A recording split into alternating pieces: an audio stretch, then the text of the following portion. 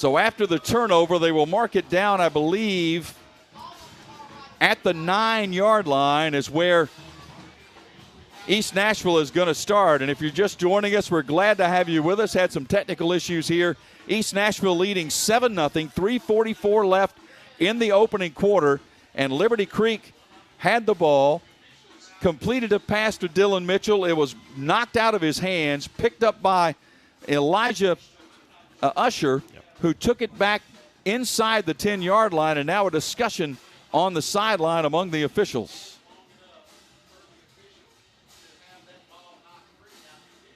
I'm not sure if I think one of the officials someone's hurt. Yeah, It looks like what they're doing, they're tending to one of the officials here. If you're just joining us, Joe Fisher, Jonathan Shaffer, glad to have you with us. East Nashville coming into this game 10-2. They are the Region 5 Class 3A champions. Liberty Creek 8-4, 3-1 in Region 5 as well. Great story. Liberty Creek, a team that just came into existence last year, went 3-7 last year. This year, not only make the playoffs, but are playing tonight for a spot in the semifinals. Yeah, we've seen some schools over the years, especially in Williamson County. We saw with Independence and Ravenwood, they were able to get to a state championship and win state titles fairly early. Liberty Creek, a chance at the semifinals in just their second season. Pretty remarkable. Unfortunately, we do have an official that's been taken off the field, limping off the field, so he will be out for the remainder of the game. I was thinking about that coming over here. The officials, I mean, these guys do a tremendous job, and a lot of them, there is a shortage of officials, and that's one of the reasons that teams during the course of the regular season are required to play a Thursday night game, because you don't have enough officials. Yeah. So those guys are having to do a Thursday game and then a Friday game. And so just our hats off to these folks who do a wonderful job, really, to try to give these high school athletes a chance to enjoy a high school football experience. Well, there's no doubt about it. I'm not sure if the official was hit when the player went out of bounds or what exactly happened, but the officiating crew will be down one man. May have been a non-contact injury. As those happen too. Yes, they do. So East Nashville will have the ball first down. I believe they've marked it officially. I'm looking for the spot at about the 8-yard line. East Nashville wearing red jerseys, white numerals, white pants, dark helmets. Liberty Creek, white jerseys, dark blue pants, blue numerals, and blue helmets. I think we're about ready to get this game resumed. 7-0 Eagles. 3:44 left in the opening quarter. This is an East Nashville team that has made 2 consecutive trips to the state final in Chattanooga. Ran into Alcoa both times, came up short both times, but trying to make a third trip. Possibility they could run into him again. Absolutely. Alcoa playing Gatlinburg-Pittman tonight, as a matter of fact. No Soddy Daisy? No Soddy Daisy. No Chucky Doke. And the shotgun. Handoff up the middle. Big hole, touchdown. Boy, he went in untouched. Tremendous blocking. K.J. Johnson waltzes in for his 19th touchdown run of the season. Well, and he got in there with ease. And now with Liberty Creek, second-year program, really the first adversity they're facing here in the playoffs, already down 13-0. How are they going to respond to this quick 1-2 punch, and especially the points off of that turnover? Yep, East Nashville's had it twice. They have scored twice, both with touchdowns, and now Aguilar on for the extra point. They rotate the point afters among a couple of guys here. This one is a left-footed kick that is up and good. So the Eagles of East Nashville soaring early with 3:39 left in the first quarter. It's 14-0 East Nashville on WNSR, Nashville Sports Radio. Trusted for creative design and committed to both the function and aesthetics of your smile, Jody Jones Dentistry for 26 years has provided a wide range of general and cosmetic dentistry services along Nashville's Music Row and coming soon to Hermitage and Murfreesboro. The Nashville leader for cosmetic dentistry provides a unique luxury environment for patients who want his famous Hollywood smile. Just ask the country music stars, actors, athlete. Yeah, he was 8 years the dentist for the Predators to display his celebrity smile. To learn more, visit JodyJonesDDS.com or call 615-259-5100. You're listening to WNSR, Nashville's first 24-hour sports station. Now back to the live action with Joe Fisher and Jonathan Shaffer. East Nashville Magnet School making its 12th playoff appearance, and they are off to a great start at home tonight, leading 14-0. 3:39 left in the opening quarter. Joe Fisher, Jonathan Shaffer with you. Adam Johnson, our on-site producer, engineer, getting a lot of the work done to get us on the air here for you tonight. Low driving kickoff fielded at the 20. 25 trying to bounce it outside again, and that's going to go nowhere as Mitchell's going to be run out at about the 25. And once again, Liberty Creek keeps taking the kickoff and going laterally instead of vertically, and it's not really accomplishing much. I do think a flag was thrown. Yeah, I see one there at the 32-yard line. And he was wrestled out of bounds by several Eagles players. Let's see what the call is. Officials having a discussion there. Nice night, cool night. No drizzle, no rain at the moment. Had a little bit earlier on. Personal foul is going to be called on Liberty Creek. So that's going to walk it back, and they're not helping themselves at all. Boy, when you're playing a team that's been to the state final 2 years in a row, you have a fourth down they weren't able to convert because of a penalty, a turnover. Now half the distance going back on this penalty. Liberty Creek right now needs to find a way to stem that momentum. These two met earlier this season in the regular season, and East Nashville won that game 27-13. That game was played at Liberty Creek. I think they messed it up, Jonathan. I believe that personal foul was on East Nashville. Okay, because they're moving it the other way. Yeah, they're moving it the other way, so they're going to walk it up to the 40-yard line. So maybe a little bit aggressive, a little bit too long, taking them out of bounds. I think that's what it was. Yeah. First down for the Wolves, pistol formation. Handoff to the tailback, pushing it across the 40 to about the 43. The tailback is Mac Tuggle, if you're just joining us. He is a junior. They list him at 5'6", 140. But don't let that fool you. He's got over 1,000 yards rushing and 15 touchdowns on the season. Joe, he can go. Yes, he can. I mean, he's not very big, but he can definitely go. And credit to him and credit again to this Liberty Creek squad that's won 7 games in a row coming into tonight. Gained 4 on that play. Second down and 6. Empty backfield shotgun formation for the quarterback, Brian Rager. And a whistle will stop play. I think procedure again. And that's going to be an offside. No offsides. I don't know why you would stop play on an offsides if it wasn't unabated to the quarterback. And I didn't see anybody sprinting toward the quarterback, but nonetheless, it's a 5-yard penalty. Well, and there's no contact with an offensive lineman, so I don't know. But instead of a 2nd and 6, it's a 2nd and 1, so Liberty Creek will certainly take that. Liberty Creek had a nice drive on their opening drive, got down, then got a crucial illegal procedure penalty. So instead of a 3rd and less than a yard, it was a 3rd and 6 they could not convert. 2nd and 1 for the Wolves. Handoff once again, trying the left side, pushing across midfield into East Nashville territory to the 48. That will be a first down for Tuggle. And credit now to Liberty Creek. They needed to get a little bit of momentum, stem the tide a little bit, and now they're into positive territory across the 50. Well, this is one of those, Jonathan, you don't need to get it all back at once. You don't need to panic. You got a long way to go. Yeah, absolutely. It's still plenty of time, still over 2 minutes left in the first quarter. It's going to be a long game between these two. Both these teams like to run the football. Now, both can throw it, but their bread and butter is on the ground. Well, they've got an interesting matchup out here on the left side. They've got 2 wideouts split, and one is basically uncovered out here on the near sideline. Play clock is counting down. On 1st and 10, Rager looking to fire. Across the pass, that's caught. 40, 35, and out of bounds. That'll be a first down reception by Kyle Farmer, who's listed as a fullback, but he kind of lines up in the slot, does a lot of things for them. Yeah, that time he was actually able to be in the route behind the slot receiver and then just peel off and just run that corner into the sideline. Was open. Rager got it to him. First down, Liberty Creek. Another nice drive here for the Wolves. They are down to the East Nashville 36, 1:48 left to go in this opening quarter. 14-0 East Nashville. Man in motion is left to right. They're going to do a little toss inside trying to run, and boy, good defense there by East Nashville. They had that stopped and stood up immediately. Keelan Anderson, who plays as a running back but is an outstanding linebacker as well, he made the tackle. Boy, he came in like a missile, too. That was a blitz that time by East Nashville. He was able to, kind of about the same size as the running back, to be honest, but he was able to go in there and lay a hit into him. No, he's much bigger, 5'8", 156. Huge, huge difference. Gain of 1 on the play. Ball at the East Nashville 35, 2nd down and 9. No, when you're 50 yards away, it's about the same size. That's right, that's right. I would want to hit either one of them. Right. Mitchell and Pomeroy split wide to the left. Shotgun formation on 2nd and 9, man in motion. Now we'll set up in the slot.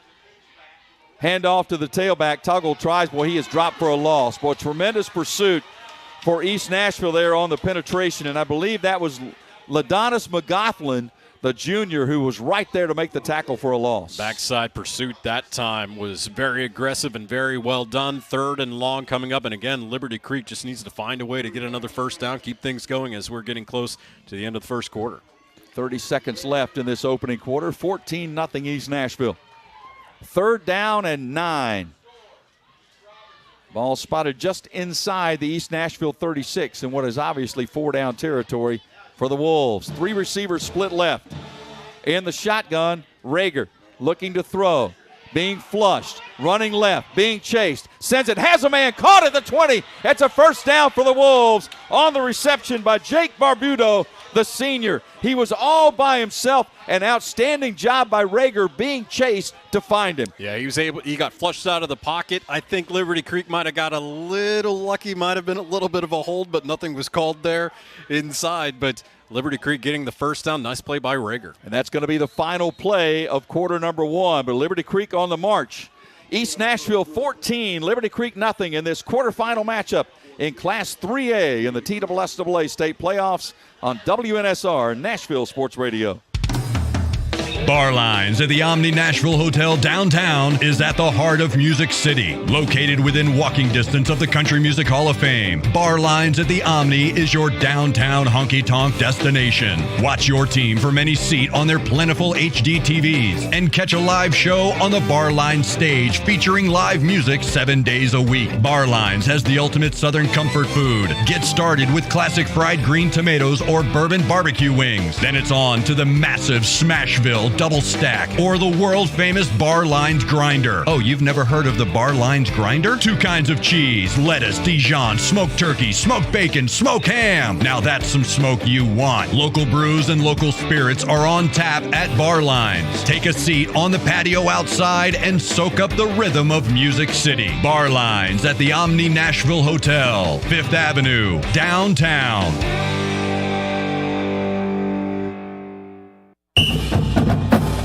Welcome back to the Mid-State Checkdown High School Football Game of the Week. Here's Joe Fisher and Jonathan Shaffer. We're so glad to have you with us. Quarterfinal action in Class 3A. Liberty Creek driving against East Nashville. The Eagles of East Nashville leading 14-0.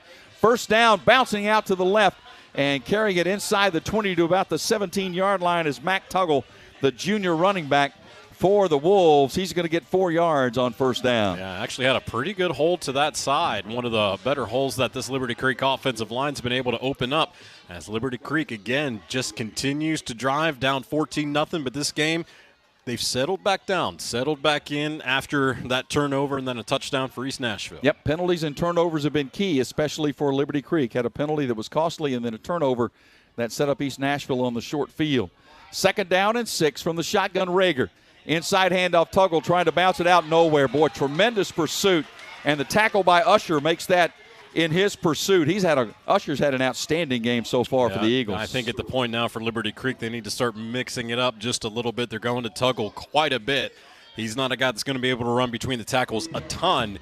And we know East Nashville's speed, Joe. We saw it against Maplewood earlier this year. They will get after the ball carrier. That's what they're doing now. Now remember, neither of these teams have even attempted a field goal this year. So even though they're inside the 20-yard line, got to believe this is 4-down territory. 3rd and 8. Rager looking to fire. Has a man. It's caught to the 10-yard line. That is Tuggle. Let's see where they're going to mark him. And that should be enough for a first down for the Wolves. Boy, they flooded the zone to the right. He went up and made the catch. Came down inside the 10. It'll be 1st and goal. Well, and a good effort by him in order to get that first down. I thought originally he was a little short, but he just kept working his way to the sticks and got it. You know, they haven't thrown the ball to the running back a lot this season. They usually rely on Mitchell with 31 catches, Pomeroy with 31 catches, but flushing out of the backfield, they get the first down, and now 1st and goal for the Wolves from the 9-yard line. And they will send Pomeroy and Mitchell as wide as you can send them. One to the numbers, one to the sideline, both to the left. And the handoff to Tuggle, he's going nowhere. Boy, he ran into Tion Curry, the senior, 6'3", 220 in the middle of that defensive line for the Eagles. I mean, the receivers were so far to the side, they were lined up on Jefferson Street, and they decided to go run right up the middle of the field. They were in another zip code.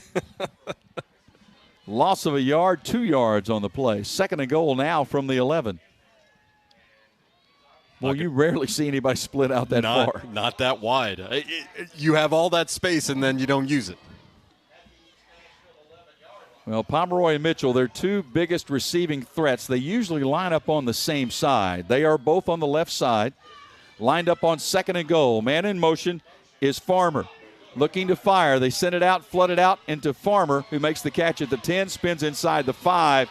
Fight it down close to the 5-yard line. It'll be 3rd and goal. Took those two receivers, had them run goes basically into the end zone, inside receiver, then just cut out to the boundary that time. Got the catch, and Liberty Creek setting up once again. Farmer comes off the field for Liberty Creek, and he looked to me like he was hobbling just a little bit.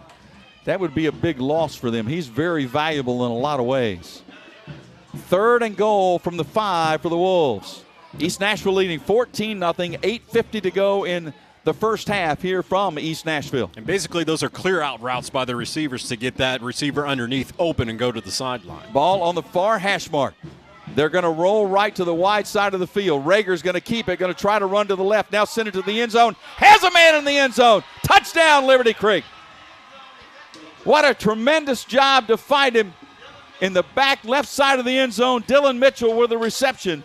And for Mitchell, that is touchdown catch number 5 on the year. Mitchell went from the right the whole way along the back of the end zone in order to get open. He was looking for Tuggle the whole way. Yep. He went in the same direction as Tuggle was looking in the end zone for him. He was covered. Rager went back the other way, wait for Mitchell to get open. That was a fantastic play by the senior quarterback, Brian Rager. Boy, what a tremendous answer for the Wolves. They really needed it down 14-0. Now on for the extra point. And the kick is up, and the kick is good by Braxton Socha. So a nice answer for Liberty Creek. 8:30 left in this opening half. And now it's East Nashville 14, Liberty Creek 7 on WNSR, Nashville Sports Radio. As a Middle Tennessee-based company, Strike and Spare Family Fun Centers is committed to helping our community. This November, we are honoring our local veterans. Strike and Spare is partnering with We Are Building Lives, a local foundation dedicated to helping veterans get back on their feet. So far, more than 1,100 homeless veterans have been helped off the streets through the We Are Building Lives Foundation. During November, for every $5 donation made to We Are Building Lives, Strike and Spare will give you a free game of bowling. Visit any of our 5 area Strike and Spare centers to donate, or visit strikeandspare.com to donate today and help our heroes find a way home. You're listening to WNSR, Nashville's first 24-hour sports station. Now back to the live action with Joe Fisher and Jonathan Shaffer. Quarterfinals in Class 3A in the TSSAA playoffs. Gatlinburg-Pittman playing Alcoa, Meigs County, Giles County, East Nashville, Liberty Creek here, and Dyersburg and Covington. So these are the 2 mid-state representatives. One of them will advance to the semifinals with a win tonight. I mentioned Gatlinburg reminded me that Dolly will be at Neyland Stadium yes, tomorrow. She will. I thought that was very interesting, some of the comments after that. A little short pooch kick fielded at about the 26-yard line by East Nashville, trying to get the sideline. Got a block. 35, 40, 45 midfield. He might go. He is going to go. He's going to take it to the house. It is a touchdown for the Eagles. Kenny Fuller Jr. They kicked it short to avoid the deep man. Fuller got 2 great blocks on the near sideline and took it to the house. Outstanding blocking that time by East Nashville. He got a seam, was able to bring it to the sideline. Thought maybe he'd go down around the 50. He kept going. Slippery over to the sideline in front of the East Nashville bench. Took it to the house. Another big play for East Nashville as they are trying to get themselves back to the state semifinals for the 3rd year in a row. So Fuller with the return for the score. He was the up man, and he knew what to do with it when he got it. He really did. Now you might want to kick deep to avoid kicking it to him. That's right. So Avi Kapoor Aguilar on for the extra point. And that kick is up, and it is good. Did not take long for an Eagles answer, and it was a good one. 8:15 left in the half. 21-7 East Nashville on WNSR, Nashville Sports Radio. It's the NFL on Sports USA, and we're in the City of Angels as the Seattle Seahawks swoop into LA to face the Rams. The Rams can protect their house with Aaron Donald, then put up points with Puka and Kupp. The Hawks can fly downfield thanks to Geno feeding it to Lockett or DK Metcalf. Fires to the middle, it's caught!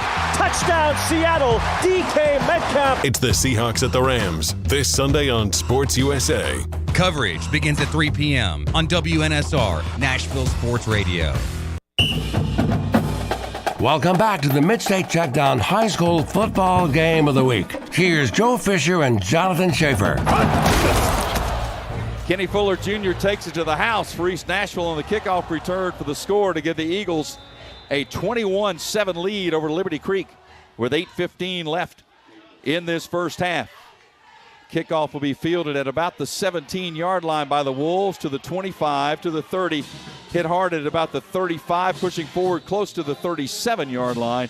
And that's where the Wolves will start first down. They have been playing basically from behind the entire game. Had the opening drive, Jonathan, took it down, was driving inside the 30, had a really late flag, a penalty flag, as Farmer was over here on this sideline. He was on the East Nashville sideline, and I don't know if he was trying to get off and could not or what happened, but a penalty flag was thrown after the play and well after the play. I didn't even know he was on the sideline, to be honest with you. Well, he was in a sea of red jerseys over there all by himself. And that is a dead ball, unsportsmanlike conduct penalty on East Nashville.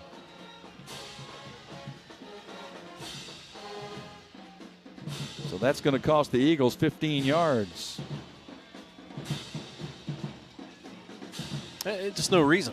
There's no reason to have a penalty in that situation. He was trying to get back onto the field over to his sideline, was impeded in doing that, and they picked up the penalty. And he was all by himself. There were no other teammates over there to help him get out of that, and the flag was thrown. So with that penalty, it walks it into East Nashville territory to the 48-yard line. Yeah, Damian Harris doesn't like the call, but that's too bad. Yep.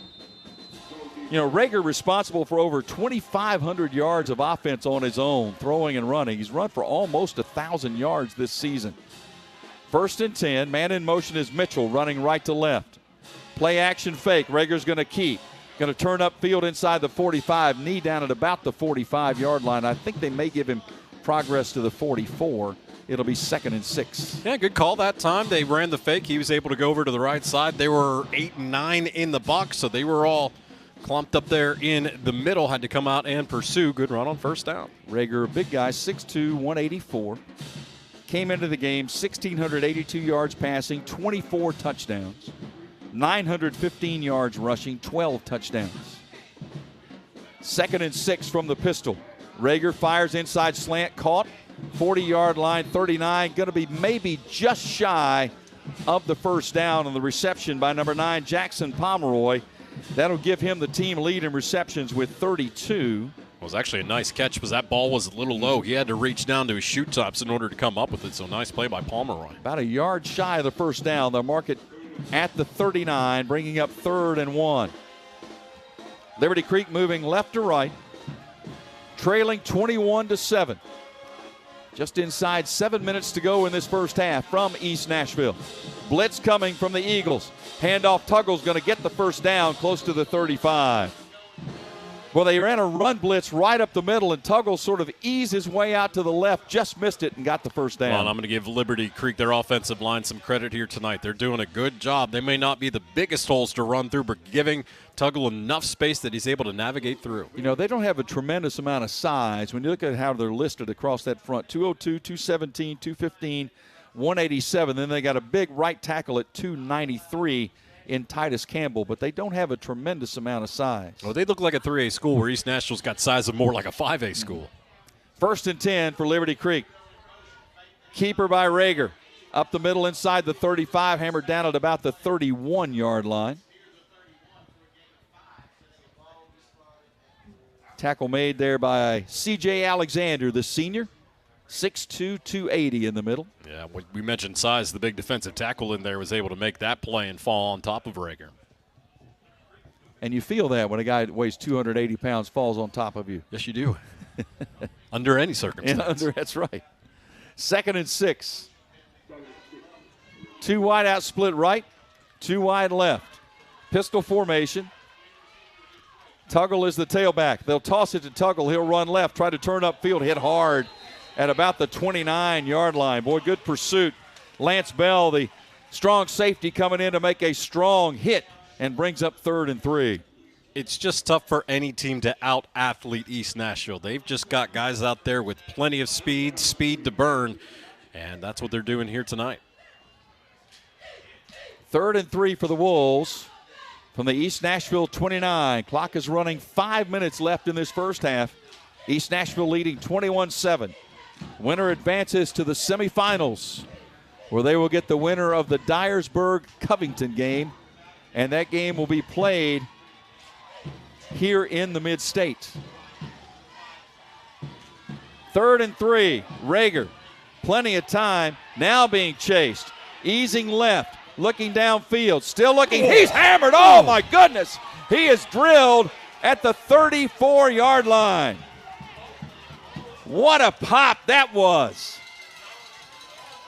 I think it was Malik Bowling who made the tackle that time, and clean hit, very legal. But, man, one of the hardest hits we've seen this year. He stuck him and sent him backwards and sets up a 4th down and 8 now from the 34. That's one where if he could have just gotten rid of the football, brings up a 4th and short. Instead, now 4th and long. Let's put it this way. Rager hit the ground, and it took my breath away. That's how hard of a hit it was. 4th and 8, ball in the far hash mark. So the wide side of the field coming our way. Rager is going to ease this way. Looking, fires to the sideline. It is caught, but is he out of bounds? Oh, he got his feet down. Oh, he got his feet down inside the 25. It's enough for the first down. What a tremendous catch. Was that Mitchell with the catch? Dylan Mitchell with the catch. I don't know how he did it. Have no idea how he's able to get a foot down and stay in bounds. The official was right there. He had the best seat in the house to see it. First down, Liberty Creek. They line up quickly, and now timeout is going to be taken by East Nashville. See, if this was the NFL, that would be the timeout so you can get the booth review. That's right. But that's not the case here. What a tremendous catch that was. It really was. When he turned it loose, I didn't think there was any way that he could get his feet down, and he found a way to do it. DeAndre Hopkins would have seen that and applauded the young man the way he was able to drag going into the sideline. Boy, you look at these receivers. Pomeroy came into the game, 31 catches, 491, 6 touchdowns. Mitchell, 31 catches, 440 yards, and 4 touchdowns. They're the 2 primary guys. Now, they do like to fire to Farmer. We have seen that coming into the game. 24 catches, 330 yards, so they do spread it around. But they, like East Nashville, would prefer to run the football, but they have at least shown here in the early going, Jonathan, that they don't mind putting it in the air. And we haven't seen yet catch a ball tight end Dylan Parrott, who has 6 touchdowns on the season. So on 7 catches. Yeah. Gee, I wonder when they usually throw to him. Maybe right about now. They're at about the 21-yard line. Pistol formation on 1st down and 10. Handoff Tuggle. Nice cut over right tackle inside the 20 to about the 17 where his progress was stopped. Lance Bell there again to make the first contact. I want people to understand, this young man's 5'6" in the running back position, but he runs hard and he gets beat up and he just keeps getting back up for more. Let me give Jordan Houston credit there as well, the senior who leads East Nashville in tackles coming into this game with 85. He was a part of that one as well. Another one of those guys that plays on both sides of the football. Gain of 4, 2nd down and 6. Yeah, East Nashville has several players that are on both sides. Ball at the 17-yard line. Approaching 3 minutes left in this first half. Pistol formation again. Handoff Tuggle again. He could go nowhere. Boy, he evaded the first man who shot through but could not evade the big C.J. Alexander in the middle of that defensive line. CJ's twice the size of that young man. He wasn't getting through him. I felt bad for him. That's right. Tuggle listed at 140, Alexander at 280. You're exactly right. Tuggle with a struggle. Tuggle looked like he ran into a wall. Well, he kind of did. You're right. Lost a yard. Tough kid. 3rd down and 7. 2 wide left. Ball on the near hash mark. Ball at the 18-yard line of East Nashville. Shotgun formation. Rager running left. Looking. Still looking. Now fires underneath. Pass, is it caught? I believe it is. Let's look at the 10-yard line, and they're going to say yes, that he did catch it, and it should be enough for a first down. We waited for a late signal and got it, and it was enough to move the chains. Boy, Rager's ability to scramble, extend plays has been a huge part of this Liberty Creek offense tonight, because there have been many times he's been under intense pressure, has been able to extend the play out, find a receiver somehow open. That was a good catch, too. That ball was a little low, but first down for Liberty Creek. They are inside the red zone. I think that was Pomeroy that went down and got that one. First down and goal for the Wolves. Just inside the 10-yard line. Moving left to right as you listen. Ball in the far hash. Pistol formation. Handoff Tuggle. Cuts up the middle. Hit it about the 6-yard line. A lot of traffic there up the middle. It's interesting. He might not be the biggest in stature, but they don't just run him outside. He has no problem running up the middle. No, they've got no problem doing that. They're confident doing that. But we got a man down. We got a man down. It might be. It could be. Let's see. It's a Liberty Creek player. Yeah. And I'm afraid that is Tuggle. Because one of those big defensive tackles fell right on top of him. And I mean like a pancake right on top of him. And he is down at the 5-yard line. We'll take a break. 1:24 left in the half. 21-7 East Nashville on WNSR Nashville Sports Radio. Jackson Boone Racing. The youngest driver at age 19 to win the coveted Pro Late Model Series Championship at Nashville Fairgrounds Speedway. Jackson Boone Racing. A local kid and Page High graduate who's been winning races since he was 8 years old. Jackson Boone Racing. Come join Red Street Records and Roy's Meat Service along with the Boone Group, a market leader for your home financing needs. In supporting this rising star, visit JacksonBooneRacing.com to see how you can be a part of the journey and join us running up front. Jackson Boone Racing. You're listening to WNSR, Nashville's first 24-hour sports station. Now back to the live action with Joe Fisher and Jonathan Shaffer. The good news for Liberty Creek, Mac Tuggle got up and walked off on his own. Hopefully he will be okay and able to return, because that would be a huge loss for the Wolves. 2nd and goal. Ball is spotted at the 7-yard line.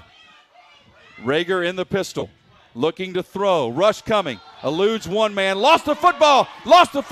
It scrambles back to the 25. Liberty Creek recovers all the way back near the 30. Rager was able to get on it.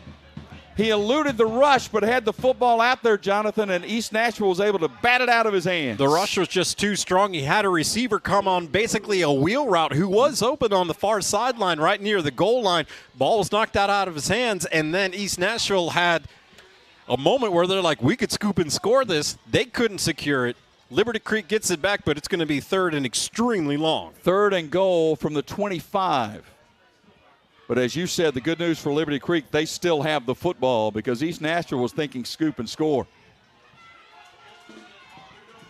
Clock running inside, 30 seconds to go in the half. Rager in the gun. Rush coming. Rager with plenty of time. Now easing left. Now going to scramble. And he's going to be sacked back at the 38-yard line. The sack for East Nashville. That is number 49, I believe. Chauncey Anthony. And that will bring up 4th and goal from the 47. And time has run out in this opening half. I thought East Nashville would try to call a timeout. Let me see. Well, actually, they're signaling that Liberty Creek called a timeout. I can't believe they would have done that. Well, they would still have 4th down. Yeah, but 4th and goal from the 37. If you have enough time, you're just chucking it into the end zone. I guess. Well, what do you got to lose at this point? That's true. Yeah, right now they've got 3 seconds back on the clock. If I was East Nashville, I would have called a timeout. They do put 3 seconds back on the clock, but I would have wanted a 4th down to get a shot at it. You know, that play, it's one of the few times Rager's had a good amount of time in the pocket, but again, nobody was open downfield. East Nashville had it very well covered, then the pressure came after him. And now 4th and goal from the 37-yard line. Not something you see very often. That's right. Well, once you get in the pocket and about 3 seconds go, it's over. Yeah. And he had time early on, but after that, it was all over. Well, and here's another thing. His receivers aren't real big either. So when he's looking out onto that field trying to pick out those receivers, see which one's open, there's just not a ton to work with downfield. Well, I guess you just drop back, hope for protection, and heave one toward the end zone here. And East Nashville is going to drop 4 or 5 guys back 20 yards plus off the line of scrimmage. Rager going to send it toward the end zone. A high arching pass, throws it up, and it is intercepted. It's intercepted on the final play of the opening half. So the interception for East Nashville will end this first half of play. And the Eagles will go to the locker room leading by a score of 21-7 in this quarterfinal matchup in Class 3A. We'll come back to East Nashville in a moment on WNSR, Nashville Sports Radio. How about Thanksgiving, though? Right here at the Omni. Experiences matter here at the Omni. Celebrate Thanksgiving right here at Kitchen Notes with its amazing and expansive holiday brunch that can only add to the wonderful memories of the holiday season. The Kitchen Notes Thanksgiving feast features multiple entrees, including sorghum, glazed ham, and pan-seared salmon, while the action stations boast smoked prime rib and tender roasted turkey with all the traditional fixings. You're gonna not want to forget that. So good. Also, save up some room for those very sweet endings. Thanksgiving brunch with family and friends at Kitchen Notes. Meals for children ages 5 and younger are complimentary. Make your reservations now by visiting KitchenNotesNashville.com. Get you some delicious food. The Tennessee State Tigers, riding in the first winning season since 2017, close out the regular season Saturday at Nissan Stadium against longtime rival Tennessee Tech in a matchup in the new Big South OVC Alliance. Hello, this is Greg Pogue inviting you to join former Titans wide receiver Chris Sanders and me on the game broadcast Saturday right here on Nashville Sports Radio, WNSR. Pre-game show at 1:30, kickoff at 2. That's Tennessee State versus Tennessee Tech in the season finale Saturday afternoon right here on Nashville Sports Radio.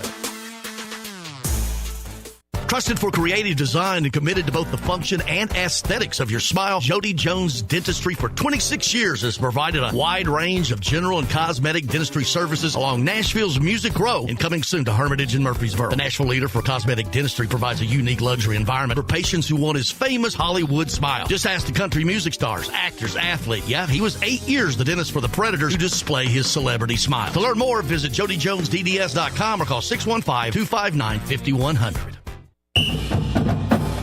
Welcome back to the Mid-State Checkdown High School Football Game of the Week. Here's Joe Fisher and Jonathan Shaffer. Halftime in the Class 3A quarterfinals from East Nashville Magnet School, just out of the shadows of downtown Nashville, and East Nashville leads Liberty Creek by a score of 21-7. Joe Fisher, Jonathan Shaffer with you here from this beautiful facility here at East Nashville, and the Eagles got off to a great start. Liberty Creek actually marched with the opening kickoff, got downfield, had an opportunity. They were inside the 30-yard line, had a 3rd and 1, and got a crucial procedure penalty. So instead of 3rd and 1, it was 3rd and 6. Could not convert.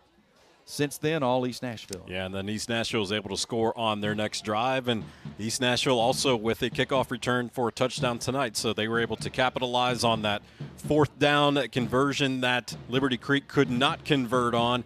Then come down, get a turnover, turn it into a +7 for them, and then a kickoff return. And when you're a team that's competing for state titles, which this one has the past couple of years and doing it again here this year, you need to have those explosive plays. You need to be able to take advantage of mistakes. And East Nashville hasn't made very many so far, and that's part of the reason they're up by 14 at home right now. No, you're exactly right. They have not made many mistakes, and they have taken advantage of every Liberty Creek mistake to this point. You mentioned the turnover. That set up the short field for the Eagles that led to their second touchdown. As a 21-7 game, had a kickoff return. They kicked it away from the deep men, trying to avoid the return, and Kenny Fuller Jr. said, that's okay, I'll take it to the house myself. And that's exactly what he did for a 21-7 lead here at the half. And this is an East Nashville team, Jonathan, that they went to the state finals in Chattanooga 2 years ago, lost to Alcoa, went to the state championship game again last year in Chattanooga, lost to Alcoa. They fully expect, and they've got it in their background, they fully expect to go back again. Well, and their neighboring school, Pearl Cone, which is literally just 3 miles down the road, has the exact same mentality there, and they're on the exact same path to get to a state championship, and that's been the mantra of this East Nashville team all year. We're going to get back to Chattanooga. You look at the teams that they did lose to. They lost to Smyrna, who was a playoff team. They lost to FRA, who is a team that is still in playing the playoffs tonight, as a matter of fact. Mm-hmm. So East Nashville lost to teams that were very good teams, and in the case of Smyrna, a school much bigger than them. And really, the defense has been on a roll. They've had 3 shutouts during their most recent win streak. They've been able to outscore their opponents during that time by a total of 202 to 27 during that 5-game winning streak. So not only have they won, they've won big. And again, what I've been impressed with tonight is, other than one unsportsmanlike conduct penalty, which never should have happened for East Nashville, they've played disciplined. They've made very few mistakes. That's why they're up by 14. And we'll get the ball to start the second half. And they do lead 21-7. We'll take a break. We'll come back. Greg Pogue had an opportunity to visit with Ryan Callahan. We'll hear that interview coming up in just a moment on WNSR, Nashville Sports Radio. As a Middle Tennessee-based company, Strike & Spare Family Fun Centers is committed to helping our community.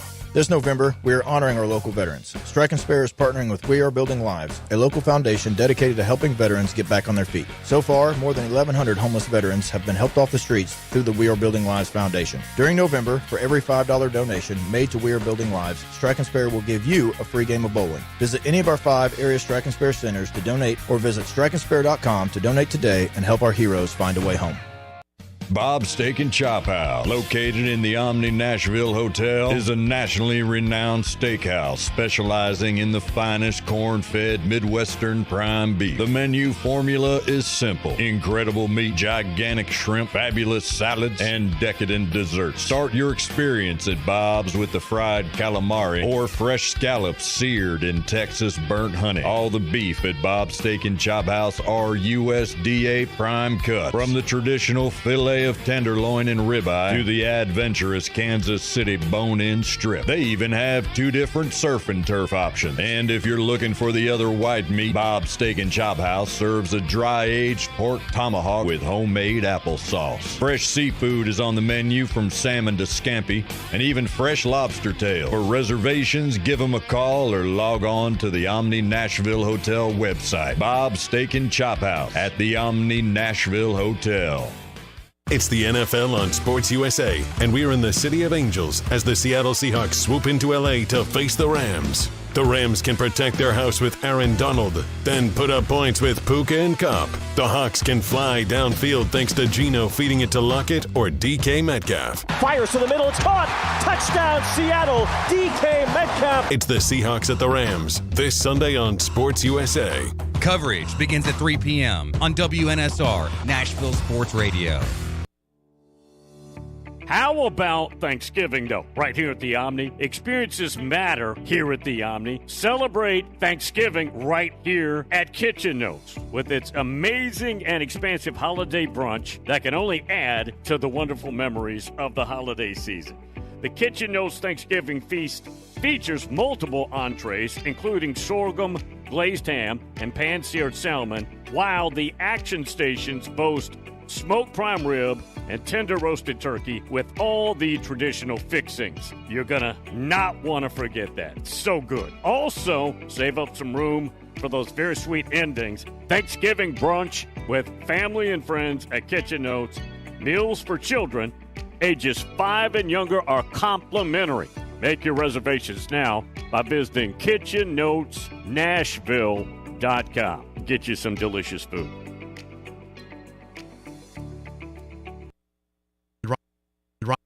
Ryan Callahan 24/7 on Twitter X, also Go Vols 24/7. Hello, Ryan. What's up, buddy? What's up, Ryan? Not much. How's it going, guys? Yeah. Good, man. Getting your shopping done for Thanksgiving? Ready to go? Yeah, something like that. Well, Wife makes the list and you do the shopping, right, Ryan?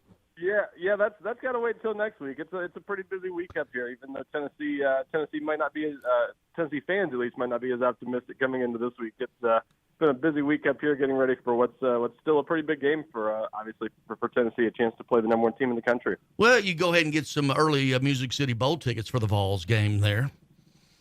Yeah, I guess anything's possible. That was I didn't. Sorry, Music City Bowl, right? To Nashville. Yeah. I mean, second trip to Nashville in 1 year might be a bit much, but hey, I mean, they're certainly in that discussion now. At least after Saturday's loss, especially if they lose again tomorrow against Georgia. What happened last Saturday? I had a feeling they may be in a look ahead. Missouri playing really well in a focused moment. You got Georgia on the horizon, and quite frankly, Missouri was just a better football team. Yeah, I think the bigger part is the second part you mentioned there. I think Missouri is a better football team than a lot of people realize. I think they did some things defensively that suggested to me that this is a game. I mean, Missouri just did a really good job of scouting Tennessee, and whether that's, maybe that required some additional offseason scouting, and they put a lot of time into it after being embarrassed by Tennessee 2 years in a row. Whatever the case may be, it's a good football team that had a really good game plan for Tennessee, and Tennessee clearly didn't play its best. But yeah, I think that game sort of exposed a few things. Obviously it showed how good Missouri is. If their good fight that they put up on the road against Georgia the week before didn't show that enough, I think they showed they're clearly the second best team in the SEC East this year. And Tennessee, I think, was exposed a little bit for some of its talent issues that I think they still have. I think that game kind of showed that it's Tennessee's still in year three of what was a long-term rebuild, and in some ways I think it showed that, again, last year that was a pretty special team and offense in particular that Tennessee had, and just without some of those special players, this is a very different team that against a few teams, including Florida and Missouri, has looked pretty average. I think Missouri is another one of those teams that had enough weapons, especially on offense, to kind of point out some of Tennessee's shortcomings and show where they've still got to get better across the board on their roster. Well, Ryan, you mentioned Missouri having weapons. It was one guy that beat them, right? Pretty much. That was a big part of it. Yeah, Cody Schrader had an unbelievable game, but what made it so tough, I think, for Tennessee to defend him is who else Missouri has on the field and how they distribute the ball. Brady Cook's become a really good quarterback for him. He had a few really nice third down runs that helped Missouri keep some drives alive, and he's tough to stop as a runner because you got to worry about Luther Burden and some of the other good receivers they have on the perimeter. So it's just a pretty well-rounded Missouri offense. They weren't even top three in the SEC statistically going into the game. It's funny, but they're a really good, well-rounded team, and they've got again a running back that I think catches some people off guard with how physical and athletic and versatile he is. And Tennessee just, I don't know if they just had a bad game plan for him, if Missouri's just that good offensively, but they really just couldn't find any answers for Missouri's offense. And, yeah, Cody Schrader had obviously a game that they'll be talking about for a long time there. Greg, you might be able to come up with a more recent one. The closest I could come up with to a team doing that against Tennessee with a running back was Dexter McCluster at Ole Miss about 15 years ago. It's been a long time since we've seen a running back just kind of run wild against Tennessee like that, and it was pretty eye-popping to see it happen, and just Tennessee come up with no answers when they had the number one rushing defense in the SEC going into the game. Yeah, and just I guess who they lost their the back early, the linebacker, who was it, the slot linebacker, somebody that they lost early, and I just thought they had really Tamari McDonald. Thank you very much. Thanks for the assist there. Appreciate it. Yeah, I drew a blank on the name, but apparently he's going to be back, right? He's banged up, but I think he should be able to play this weekend. So that's a big deal. But Tennessee is banged up in the secondary now. Obviously, Kamal hadn't been out a few weeks. I think some other guys still banged up there. So it's just that time of year. Everybody's dealing with a little bit of that, and some guys are going to have to play through some of that. And we'll see tomorrow if there are maybe some guys who won't be able to play through some things. Nickelback to Marion McDonald is who he tried to say a minute ago. Well, thank you very much. Way to be prepared, Greg. Hey, I was prepared. I just couldn't. I was slapping myself on the head to get it out of my mouth. Yeah, Ryan, curious to know what you think Georgia's mindset is coming into this game, because they got the East wrapped up. We know it's going to be them and Alabama in the SEC championship game, but if you're Georgia, you got to be undefeated going into that game, because if things don't go your way in Atlanta and you lose a close game to Alabama, you're still most likely going to be in the college football playoff, I would guess. So, still a lot for Georgia to play for in this one, correct? Yeah, absolutely. Yeah, no, it's interesting because there's still some possibilities out there that could make it complicated for Georgia to get in with a loss in the SEC championship game. I still tend to think they would find a way to get them in with just a close loss maybe to Alabama in that game, but it's at least something that's on the table because you've got so many one-loss teams there in the discussion that could make it an interesting race if things don't change in the next couple weeks. So Georgia doesn't need to slip up in a game like this because then the SEC championship game becomes a must-win, and Alabama's playing well enough. I don't think you want to be quite in that position. So one interesting aspect of this, though, obviously Georgia's coming off two pretty tough games the last couple of weeks. They really took care of business against Ole Miss, but that was a game they had to be up and ready for, knowing that Ole Miss was good enough to challenge them, and certainly Missouri 2 weeks ago. So this is sort of their third week in a row of getting up for what's a pretty tough game for them, relatively speaking. But I think going on the road, too, they remember going to Auburn last month, not playing very well in that game and getting tested a little bit on the road. So this is in some ways they're truly their second road test of the season. And I think they went into the year kind of having Tennessee circled on the schedule, knowing this is one of the games they would need to play well to win on the road. So I get the sense Georgia will probably be ready for this game. They got Brock Bowers back last week. That's obviously a huge deal. So I don't think they'll be overlooking Tennessee by any means, even though the Vols maybe aren't playing their best football and are a bit banged up. But it's still a game Georgia, it's important for them. And, they've got to be ready for the third week in a row to play a pretty tough team that's obviously motivated to knock off the number one team. Let's go! Let's go! It's the Mid-State Checkdown High School Football Game of the Week. Joe Fisher with play-by-play and Jonathan Shaffer with color analysis. Now to the field for your second half coverage. Here's Joe Fisher. And the second half kickoff is underway. It is squibbling downfield, scooped up at the 20-yard line by East Nashville, trying to range and being chased down from behind for a loss all the way back to the 11-yard line.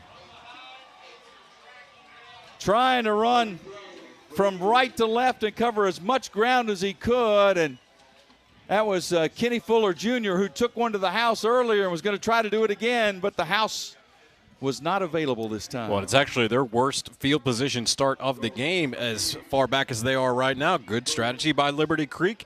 Squibbed it that time because they had a kickoff returned in that first half, and now they've got East Nashville backed up toward their own goal. 13-yard line for the Eagles, first down. Jet sweep handoff running right to the 15, to the 20, to the 25, and a first down out of bounds.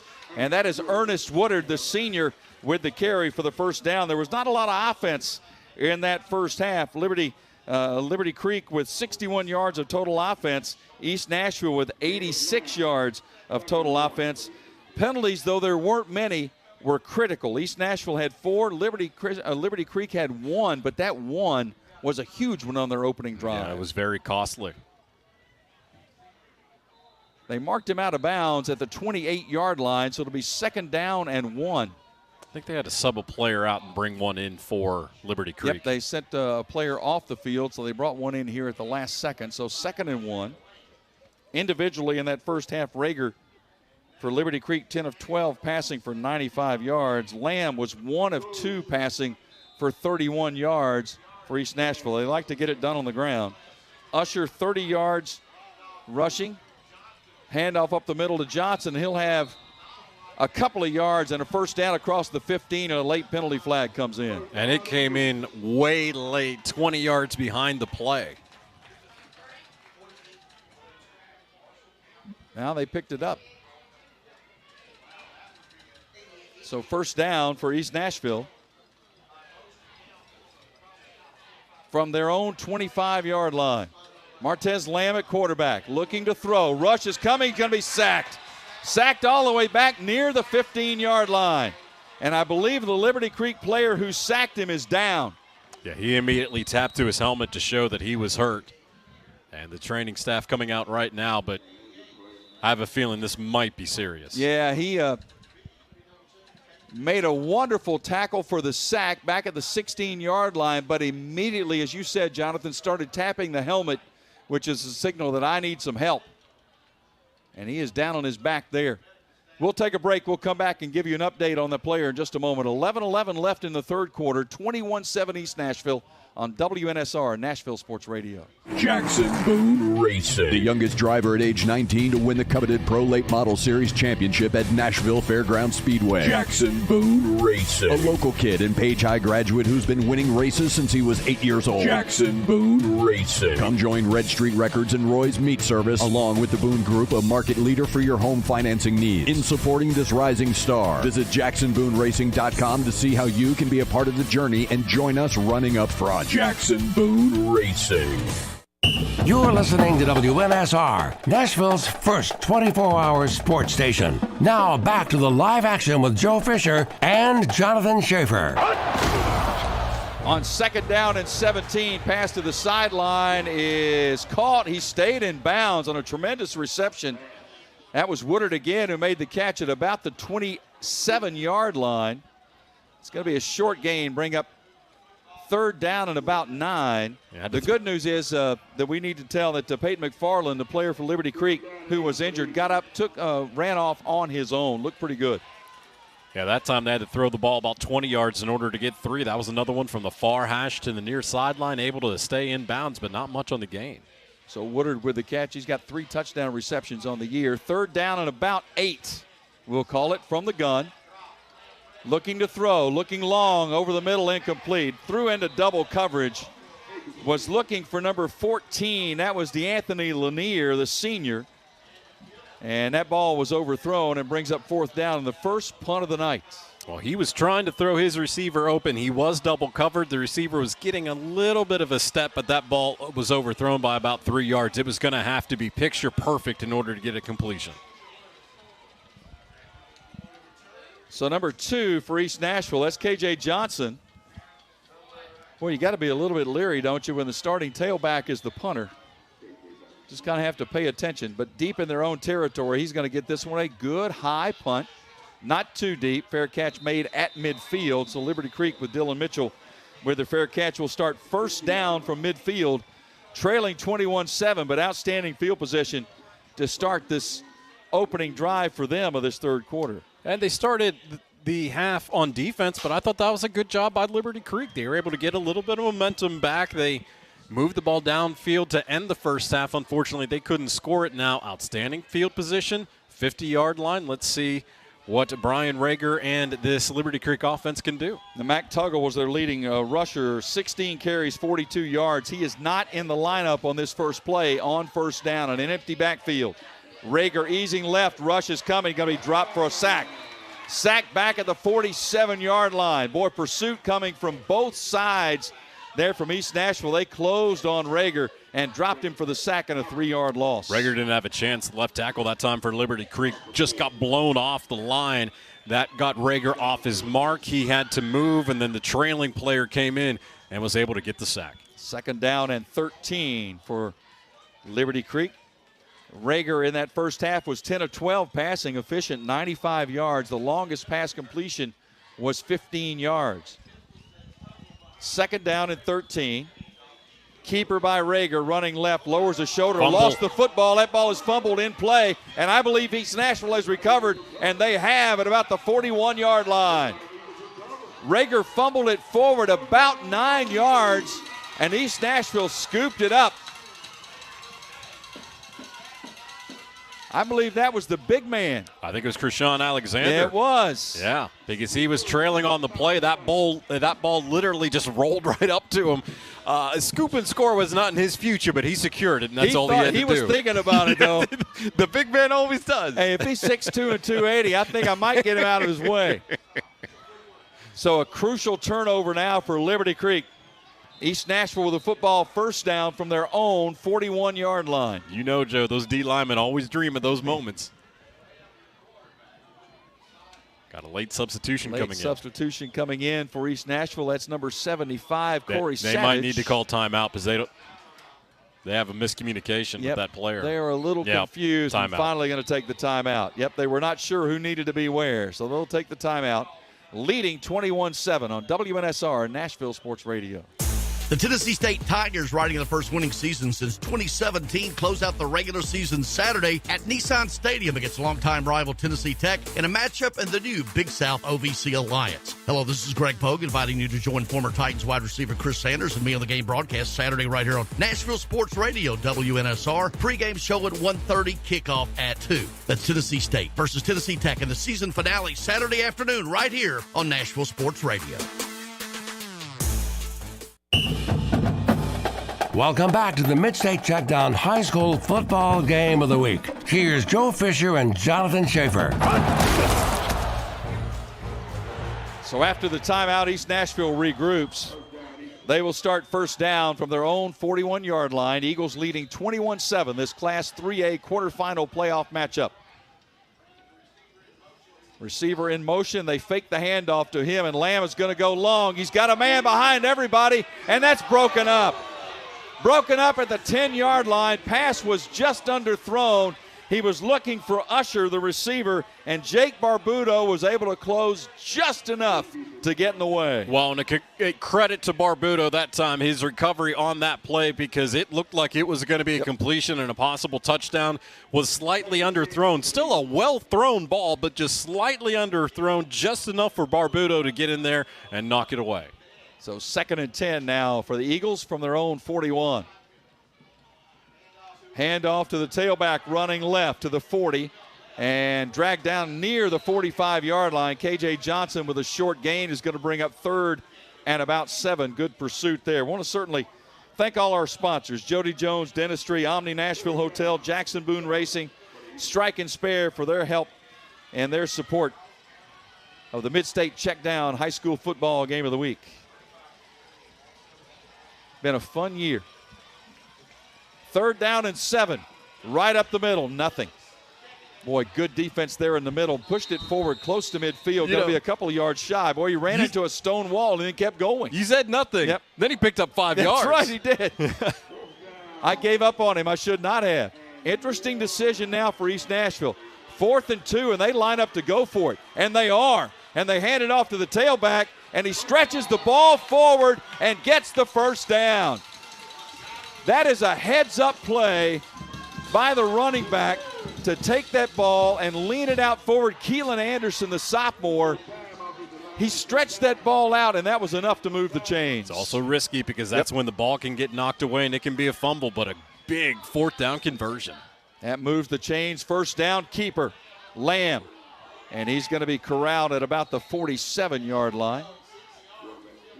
Gain of a couple on the play. Yeah, Dylan Parrott with the tackle. Nice job by him, by the way, having to fight off. The blocker was able to peel off and make the tackle. Have a Liberty Creek player down right now at the 48-yard line. And I believe I'm looking at that as number 88, and that's Peyton McFarland, who was down earlier. And he is down near midfield. Got a busy day tomorrow here on WNSR. Of course, prep football talk at 8 o'clock. Get you updated on everything in the playoffs. Fewer games to talk about now as it narrows down to the Final Four. One of those games will be Oakland-Riverdale, where Oakland has had their way at Riverdale tonight. Well, a little bit of a revenge game. Had that long winning streak snapped by Riverdale in the final game of the regular season. Then at 10 o'clock, the JB and KB podcast. 1:30 TSU football, their pregame show. And then later on at 6:30, the Grizzlies and the Spurs. So tune in. And what's that young player's name down with the Spurs? I can't think of it right now. The 7'4" player. Oh, the first-round draft pick, the number 1 pick? He's fun to watch. Yeah. Going to be interesting to see how that develops because he looks like he's 7'4" and about 140 pounds. But he's got a shooting touch. But can shoot the three and post up. And that's pretty impressive. Well, McFarland this time is being helped off the field. He walked up on his own the first time. This time he's getting assistance. And walking gingerly off the field. It's going to take a minute to get him to the sideline. He is a senior. He's a starting linebacker. He's also a wide receiver. Victor Wembanyama. That's right. Thanks, Google.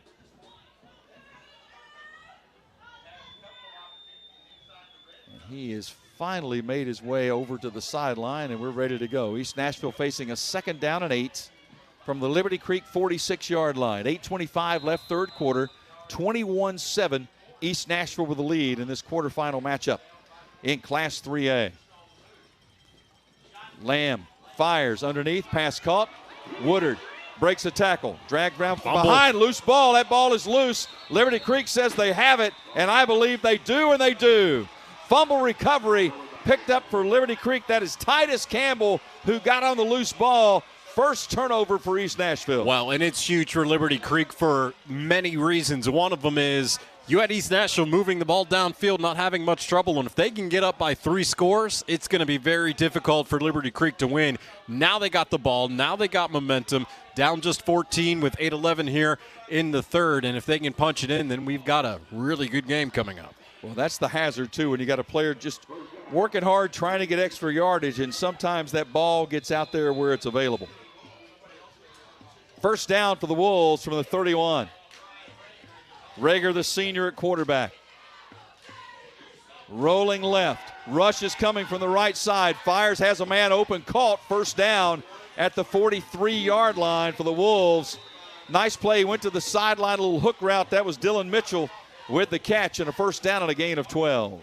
And Tuggle's back in the game at running back at that time. Is able to break off that route, come back far sideline, first down. Ball on the far hash as Liberty Creek moves left to right as you listen from their own 43-yard line. Again, I really want to commend Rager with being able to throw the ball with accuracy on the run, extend plays tonight. He's been pressured a lot, but has shown very good composure. Unfortunately, had a fumble on the previous possession, but Liberty Creek defensively was able to get it right back. 21-7, East Nashville the lead. First down for Liberty Creek from the 43. Rager fires, pass is caught on the run near midfield.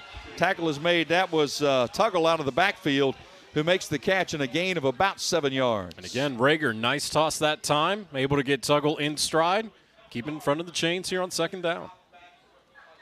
They really haven't thrown to Tuggle that much. 3 catches this year coming into this game. He's got 2 tonight. Yeah, it's usually Farmer coming out of the backfield that they'll throw to, who's listed as a running back and linebacker. Gain of 7 on the play. Second down and 3. Ball spotted near midfield. Ball on the near hash mark, moving left to right. In the pistol, handoff, Tuggle up the middle. He's going to be shy of the first down, tackled at the 48. Boy, they tried him right up the gut. They don't hesitate. No, they do not. They send that young man into the battle. And another Liberty Creek player is down, and I believe that is one of the offensive linemen.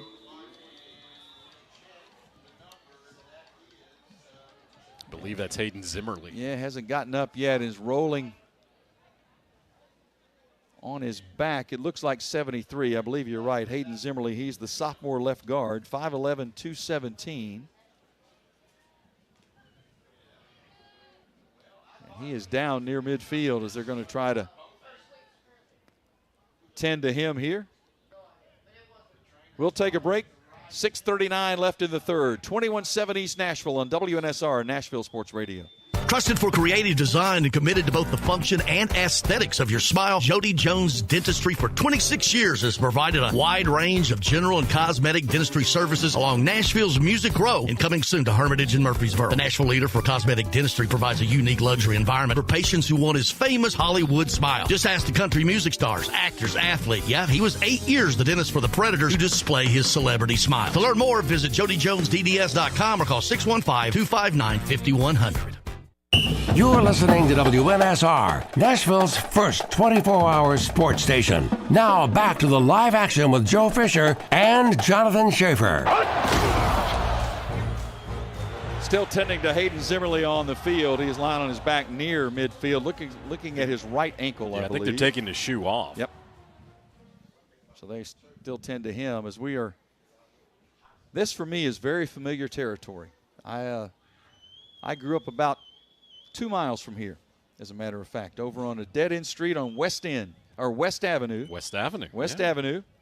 Before Ellington Parkway was in existence, as a matter of fact. You're dating yourself. It was a big deal because when they cut Ellington Parkway through, they cut off half of West Avenue. Yes, they did. And our big deal was to go down there and climb that embankment that they made to make Ellington Parkway. I drive Ellington Parkway every single day, and I'm thankful for it. Yes. Remember it well. Went to Hattie Cotton Elementary, which is up here on Greenwood, which is a couple of blocks away. A very different East Nashville neighborhood than it's been in the past. Yes, it is. It's flourishing. East Nasty. Yes, East Nasty. And let's not forget, just a few years ago, a tornado that just Oh, went through this area. Oh, it sure literally maybe even a quarter of a mile away. Yep, sure did. Zimmerly being helped off the field, and he is literally putting no weight on that right ankle at all. So that's a loss to the starting offensive line for Liberty Creek. A sophomore listed to come in behind him. Handoff to the tailback Tuggle. He is dropped for a loss back in midfield. That was a run blitz right up the middle. Tuggle had no chance. That was Bowling again. Malik Bowling, the senior, 6'2", 255, came into this game with 13 sacks on the year. That young man's having himself a game here tonight. 4th down and 3, and I believe Liberty Creek at midfield is contemplating going for this. Clock running, 6:05 left in the third. They're going to have to make a decision with personnel. And it looks like they're going to line up to go for it. From midfield, 4th down and 3. Shotgun formation. Rager takes the snap, runs left, looking, rush coming, fires, intercepted. Intercepted at the 40, 45, still on his feet midfield, needs a block. He breaks the tackle and finally dropped at the 49-yard line. The interception by Jordan Houston. That is his 5th interception of the season.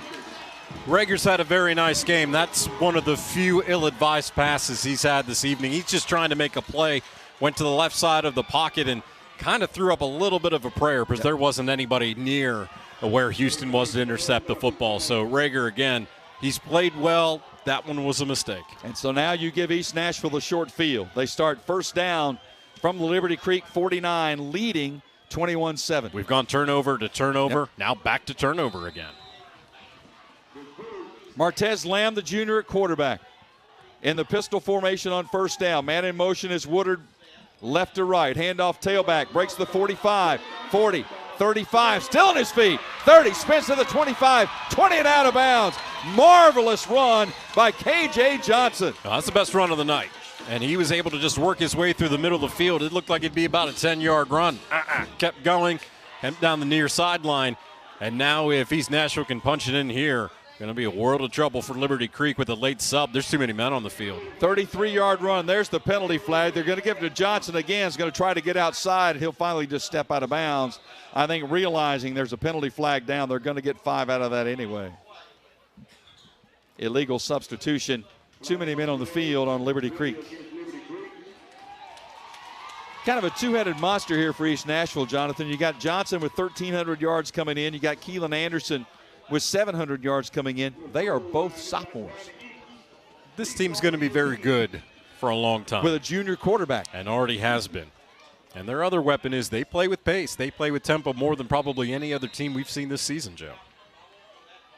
1st and 5 now for East Nashville. Right up the gut. Close to a 1st down, and boy, bodies piling into the end of that. And there's a penalty flag. Got to be careful here. Bodies came in after that play was down. Now the question is, who instigated that? I'm wondering if they're going to go with the offsetting. There was a man blocking. There was a defender. East Nashville players are applauding, saying it's going to be on Liberty Creek. Well, it's going to be half the distance, if nothing else. Ball's at the 6-yard line. It will be a 1st down, I think, either way, depending, but let's see what the call is.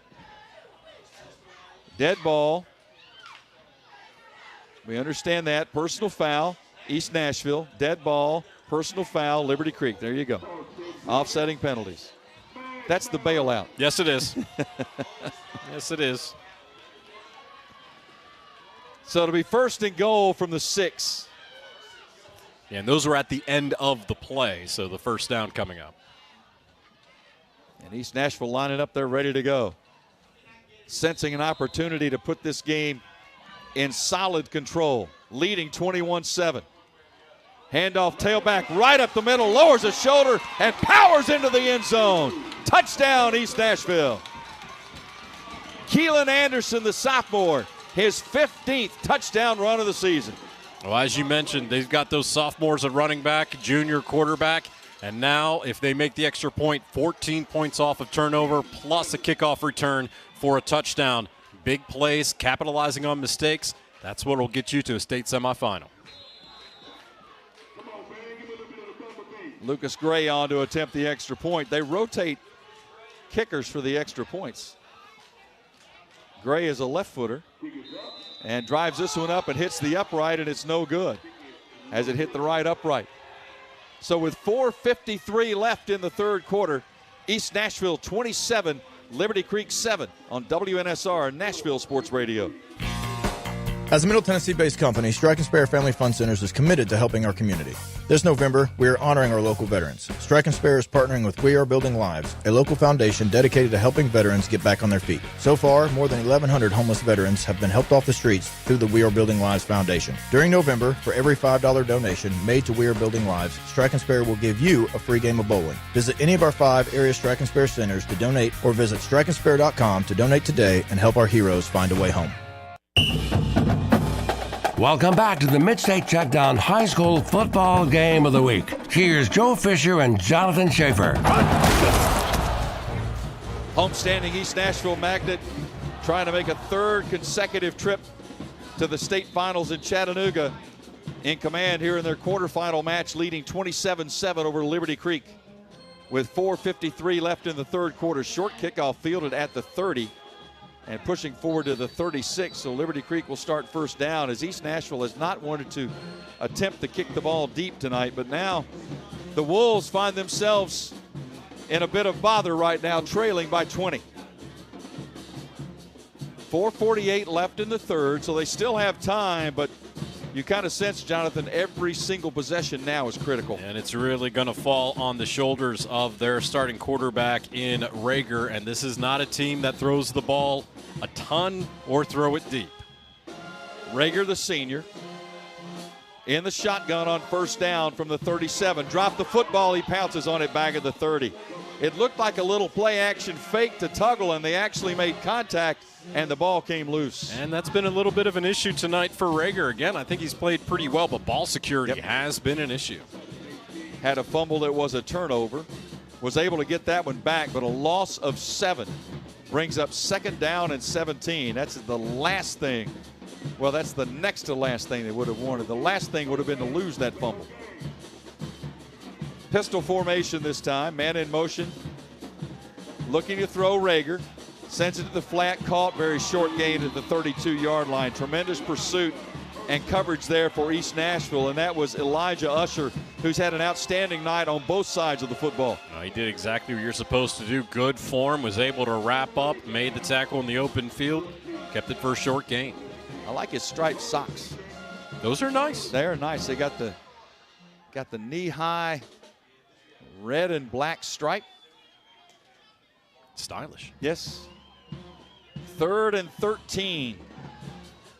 I'll get those for you for Christmas. I would wear them. Get some +4s and you'd be ready to go. From the 34. Rager, rush coming, flushed, eases left, dumps it underneath, passes incomplete. Boy, you mentioned it, Jonathan. At this point, East Nashville's just laying their ears back and coming. They've been able to get pressure on Rager all night long. Now they can just aggressively go after him. And I think Liberty Creek, especially off their offensive line, I think they're getting worn down a little bit by this rush now, and we're starting to see it. Now, Rager's the starting quarterback. He's also the punter. Averages 34 yards per punt. Standing back on his 20-yard line. Usher back deep to receive for the Eagles. Really no choice on a 4th and 13 but to have to punt it away. This is a low line drive, skips out of bounds at about the 35-yard line. Yeah, and a little more extracurricular activity going on, but nothing leading to a penalty. I think Lance Bell tried to draw one. Did you see that? Did he somersault backwards? He came off the field and somersaulted backwards like he'd been shoved, and everybody looked at him like, what are you doing?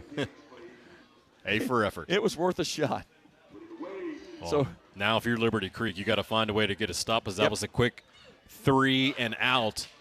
A stop is big. A turnover would be bigger. Yeah, and East Nashville's got a chance to really put this game away now. Up 20 right now, 3:14 left in the third. Starting first down from their own 34-yard line. East Nashville leading 27-7. Martez Lamb, the junior quarterback, looking to throw. Rush coming. Breaks one tackle. Fires, has a man. 35-40 with room. Midfield down the sideline, 45-40, and steps out of bounds for a huge gain and a first down. And I believe that is Woodard once again. Well, able to extend the play, got Woodard underneath. There wasn't anybody within 10 yards of him because all the receivers had brought the defense down the field, so he was able to get plenty of yards after catch. Took it all the way down to the Liberty Creek 34-yard line. First and 10 Eagles. Handoff tailback, tries the left side, maybe a yard, and that's about all. Good defense there on the handoff by K.J. Johnson. The tackle made by Gabriel Rosario, the sophomore linebacker for Liberty Creek after a gain of 1. Yeah, good job that time getting into the backfield, able to make the stop, but again, East Nashville rolling. And probably content to just keep the ball on the ground here and run some time leading by 20, but they opened up throwing on first down. And they like to play with tempo on offense too. Second down from the 34. Shotgun formation. Keeper, maybe a yard, and that's about all. Boys, Lamb ran into traffic, ran into number 17, Max Dowell, a junior, as several second-team depth chart players in the game right now for Liberty Creek. And playing well right here. Yeah, Liberty Creek's been a little beat up by injuries tonight. East Nashville's been very physical. 3rd and 9 for the Eagles from the 33-yard line. Inside 2 minutes to go, third quarter. And they're taking their time this time. Shotgun formation with runners flanking to each side. Pass is fired incomplete. Threw it a little bit too tall for his intended receiver. K.J. Johnson brings up fourth down. And a little lucky that time a defender wasn't nearby because that was a little too tall, a little too high. And oftentimes a pass like that, when it gets deflected, gets intercepted. And could have gone back a long way with a lot of green. Instead, 4th and 9 now from the 33. Well, you could opt for the short punt or go for it. And I'm not seeing any movement to punt this ball. And the Eagles are going to drop back on 4th and 9 and go for this. Lamb, the quarterback. Rush is coming. Lamb being chased, and Lamb is going to be sacked. That may be a fumble. That's a live ball. That ball is still loose, and it's going to be recovered by Liberty Creek at the 48-yard line. He tried to throw the ball on his way down, Jonathan, and actually threw it backwards, which made it a fumble. That's the thing. Even if it was ruled a throw, since you mentioned it, it went backwards. So that was a live ball. Good job by the head official ruling that and keeping the play alive. And that time, Liberty Creek just brought the house, jailbreak right up the middle, and they're able to force a turnover. Huge play that time. For the negative, if the player just takes a second, gathers himself, can pick up the ball and had room to run down the sideline. But instead, good news for the Wolves. They will get the ball first down from the East Nashville 47-yard line. 1:35 to go in the third. Liberty Creek trailing 27-7. You got to feel this is a must-score drive. Pistol formation on first down. Rager to throw. Fires far side on the slant, caught by Mitchell to the 42 into traffic, and he's going to push it to the 40. Got to the 39 somehow. Well, Mitchell ran right into the teeth of all the traffic, but still found a way to get about 8 yards. And we've got a player down, and I believe that is an East Nashville player. And that is number 1. That's Jordan Houston. Yep, that's Jordan Houston, who is a two-way player for them, a wide receiver and a linebacker. He is their leading tackler. And he is down at about the 44-yard line. It looks like a cramp the way they're working on his leg, which that would actually be good news for them because, again, leading tackler, one of their leaders on this defense. What I like about the route scheme for Liberty Creek is, and they've done this a lot tonight, they'll have the two receivers close together, but they'll be split wide of the formation. They'll have one go out long, and it's usually drawing the defense with him, and they'll get the receiver on the underneath, put him in a position where he can pick up yards after catch. It's a good play design. You can see whenever they have a player down and they stretch that leg straight up, they're trying to alleviate the cramp. And Houston gets up and will walk off somewhat gingerly on his own. He's a nice player. I've been impressed with him when we've seen him this season. Good size, and said plays on both sides of the football, plays as a wide receiver on offense and the leading tackler on the defense. They'll try to get some fluids in him and see if they can get him back in the game, but right now he is hobbling to the table to get some help. 2nd and 1. Liberty Creek right up the gut. Boy, they just try to power it for the first down. I think they got it to the 37. Boy, they do not hesitate, even with a 5'6", 140-pound running back, to just stick it right up the middle. God bless McTuggle. That boy, 140, 150 pounds, he's running head-on into linemen, 260, 270. And getting it done. 1st and 10 for the Wolves inside the East Nashville 38. I mean, that's brave. Yes, it is. It is brave. 35 seconds left, third quarter. East Nashville leading 27-7. Liberty Creek in East Nashville territory. Rager rolling left, being chased out near the numbers. Fires to the sideline, intercepted. Intercepted for East Nashville at the 21-yard line. Pass was picked off for the Eagles. And I believe, was that number 9? Was that Lance Bell? Lance Bell. Lance Bell, the safety, with the pick. And a nice pick, too, because he actually caught that on the slide, stayed in bounds to pick it off, and just not a good pass that time by Rager. But again, I don't want to get on him too much because you're down by 20. You've been rushed all night. You're just trying to make something happen. And this is where, when you're East Nashville, you're able to impose your pressure onto the opponent, force mistakes. 4th turnover on the night, I believe, for Liberty Creek. Yeah, big plays have been the big part of this game. There was a kickoff return for a touchdown, an interception that set up a short field for a score. Yeah, 13 points off the turnovers. 1st and 10 now for the Eagles. 18 seconds left, third quarter. Handoff on the jet sweep. Usher, 35, 40, he's on his way. They're going to chase him. 40, 30, 25, 20, 15, 10, 5, touchdown, East Nashville. Elijah Usher goes the distance for the score. I believe that was 67 yards on that run. And I had a feeling if he could get second level with his speed, he could go the distance, and he did. That probably locks the door on it for the Eagles on the final play of the third quarter. We will have the extra point coming. That might have also won him the Player of the Game award, it would be too. Way up on the list. He's had a really solid day.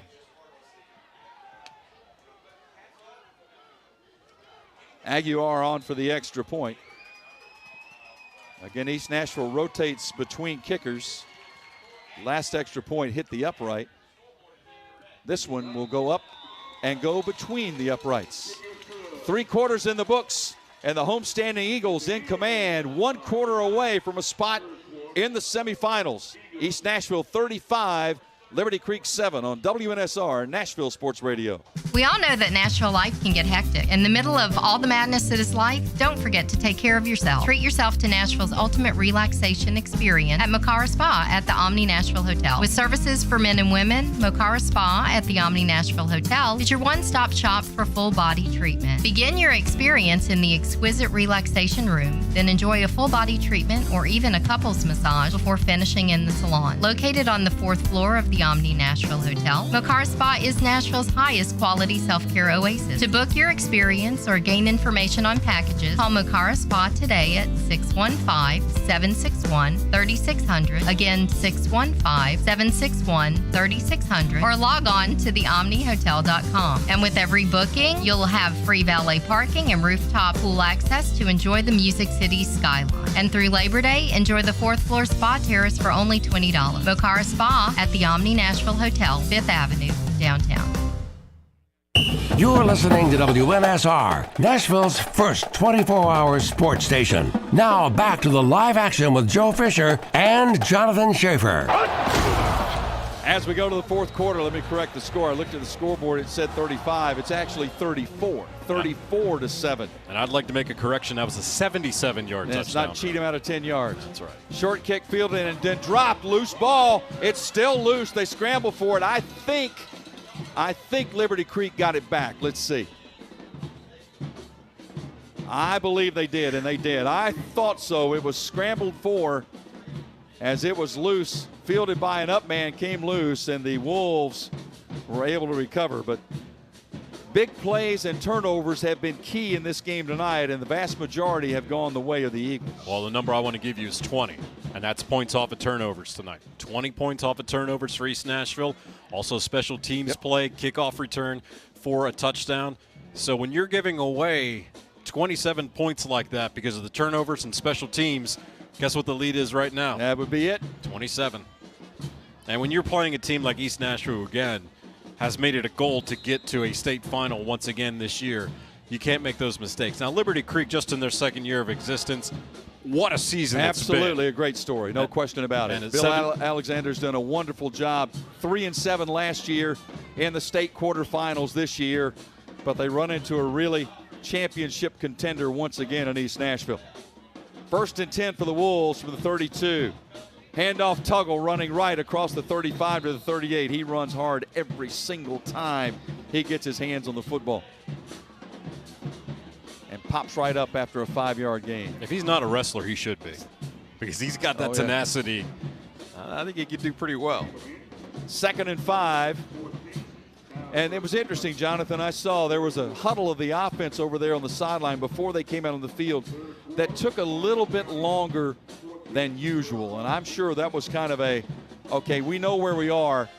Let's just go ahead and try to put together a really good drive right here. But East Nashville with an outstanding answer on 2nd down, and that was the defensive end, Tyreek Lawson, with the stop for no gain. I think right now you're just starting to see the talent and the depth of East Nashville take over.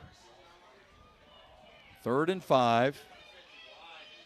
11 minutes left in the contest. East Nashville counting it down to a spot in the semifinals. And again, weapons that are sophomores and juniors on this team that are going to be back with this squad next year.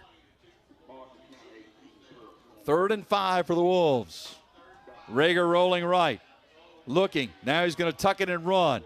Going to push it close to a 1st down. He'll have a 1st down close to the 45-yard line. Well, he looked downfield. Yes, he wanted he to take the shot, but there was nobody there. Good coverage by the secondary, but he made the decision, knew where he needed to get, and moved the chains to the 44-yard line. And really that 5 defensive back look from them, that base nickel that they run, they've had outstanding coverage all night long. And you know, for East Nashville, you're talking about that, trying to make their way to the semifinals. If they win this game and hold on, they'll host next week for a shot to get to Chattanooga. 1st and 10. Handoff right up the gut. Tuggle just, I mean, you talk about running north and south. That's as dead forward straight as you can go. And he got it to about the 47-yard line, maybe the 48. I was going to say he lowered his shoulder, but he's 5'6". I can't get much lower than that. Nope. And that's not a knock on him. I mean, that kid's been awesome tonight, watching him run the ball. No, he wasn't trying to miss anybody. He was just, he was running right down the hash mark. Gain of almost 5. 2nd down. Getting a breather right here. Rager in the shotgun. Rager takes the snap. He's going to hand it to Tuggle again. Going to try the right side. Breaks one tackle. Cannot get out of that one, though. Is inside the 50, and there's a very late penalty flag thrown at the end of the play. Temper's flaring a little bit. That's going to be on Liberty Creek because that player for East Nashville on the Liberty Creek sideline got shoved and then ended up falling down. His feet just left him completely, so I think it's 15 coming up on Liberty Creek. Frustrations coming out here. Well, the East Nashville player coming off the field is Anthony Morton. Takes his helmet off as he comes to the sideline. He's pleading his case before the penalty's even called. I don't know how it could be on him when he was the one that got the worst of it. Yeah, so now they're starting to move back. Well, Morton came off the field, took his helmet off halfway off the field, and sprinted right to the coach like, I need to explain what happened, and it's not on him. That penalty is on Liberty Creek and going to walk it all the way back to the 37-yard line. I think he got shoved late and slid on the sideline, and it was a good way out of bounds, too. So Morton puts his helmet on, and the sideline says, Coach, I'm ready to go back in whenever you want me to, but it's going to be another play before that happens. Take a break, son. You're doing okay. 3rd down and 16. 9:19 left in this game. Rager throws, pass caught, nice pass and reception to midfield. It'll be a 4th and about 3 on the catch. Ball was thrown just a touch behind Jackson Pomeroy. He made a nice adjustment to catch that ball. He really did. He caught that ball really in mid-turn and was able to spin down close to the first down marker, but 4th down coming up. But it gives them a 4th and 3 opportunity from the 49-yard line. It really was a nice catch. Pomeroy came into the game 31 receptions, 6 touchdowns on the year.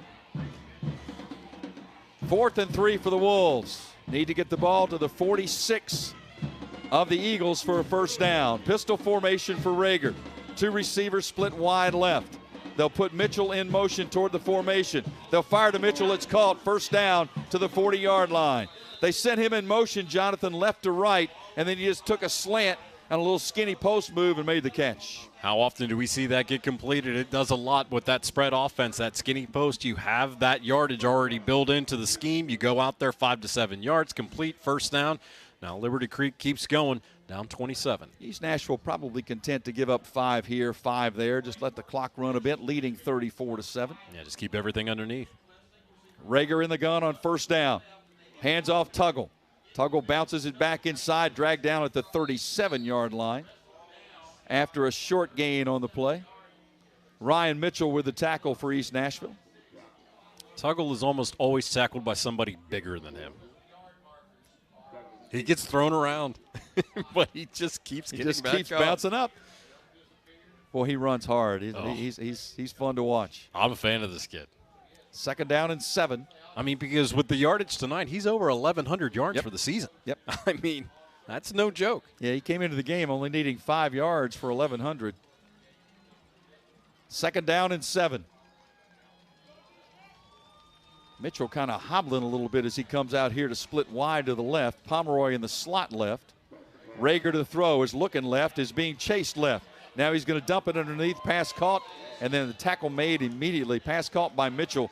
Good coverage there by Keelan Anderson, the linebacker who was there to make the stop for a gain of about 1 yard. Well, how about him holding on to the football? Because he got walloped the moment that he caught it. He was open originally. Rager faced pressure, came over to his side, scrambled over to the left, found him, and then Mitchell just got drilled, but he held on to the football. Ball at the 36-yard line of the Eagles. 3rd down and 6 for the Wolves. Clock continues to run. 6:40 left to play. Rager in the gun, motions a man right to left who sets up in the slot. High snap, handoff, tailback, not much. In fact, going to be picked up and sort of slammed backwards, picked up by big Tyreek Lawson, who just said, nope, you are done going forward, my friend, and threw him backwards. The best way to describe it, it was almost like a German suplex, because he almost got him over his head when he threw him backwards. And when he wrapped his arms around him, there was that moment where you went, yeah, he's going in the air. Yeah, he's done. He's going to get thrown down. Yeah, when the legs come off the ground, it's over. And, yeah, he picked him up and just slammed him to the ground. It was legal. There was nothing wrong with it. But, yeah, about a half of a German suplex on that tackle. 4th and 6. 5:50 left to play. And Kurt Angle would have been proud of that. Would have been very proud, yep. Rager in the shotgun. High snap. Rager in the pocket. Easing left. Fires downfield. Pass intercepted. 20, 25, 30. Still on his feet. 35-yard line. There's a flag down, however, where the quarterback let go of the football. That's what I'm thinking is it might be a late hit on the quarterback, roughing the passer. Devarius Trotter with the interception, but I believe this is going to be roughing the passer. Personal foul. Roughing the passer. That will negate the interception. Yeah, Rager threw that into way too much traffic again. He's just trying to make a play, and then he got walloped afterwards. So one of the few mistakes that East Nashville has made tonight. Liberty Creek will be able to keep the ball and have a first down. Well, I see we talked about Mitchell kind of hobbling around a little bit, Jonathan, and he was down.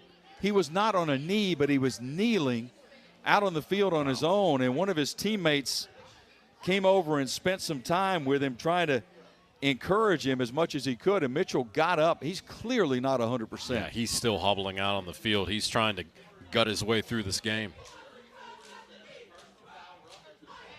Well, Mitchell is a senior. He's earned it. Yep. He's going to leave it all out there. Penalty will walk it off inside the 20. They'll put it down at the 19-yard line of East Nashville. Yeah, what's likely his final game? I'm not telling the young man to come out. Well, you might tell him, but he probably wouldn't do it. I wouldn't tell him anyway because I know he wouldn't do it. 5:32 left.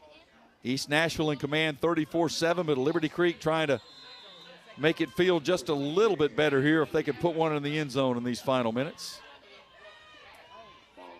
Rager in the gun. 2 wide right, 1 left.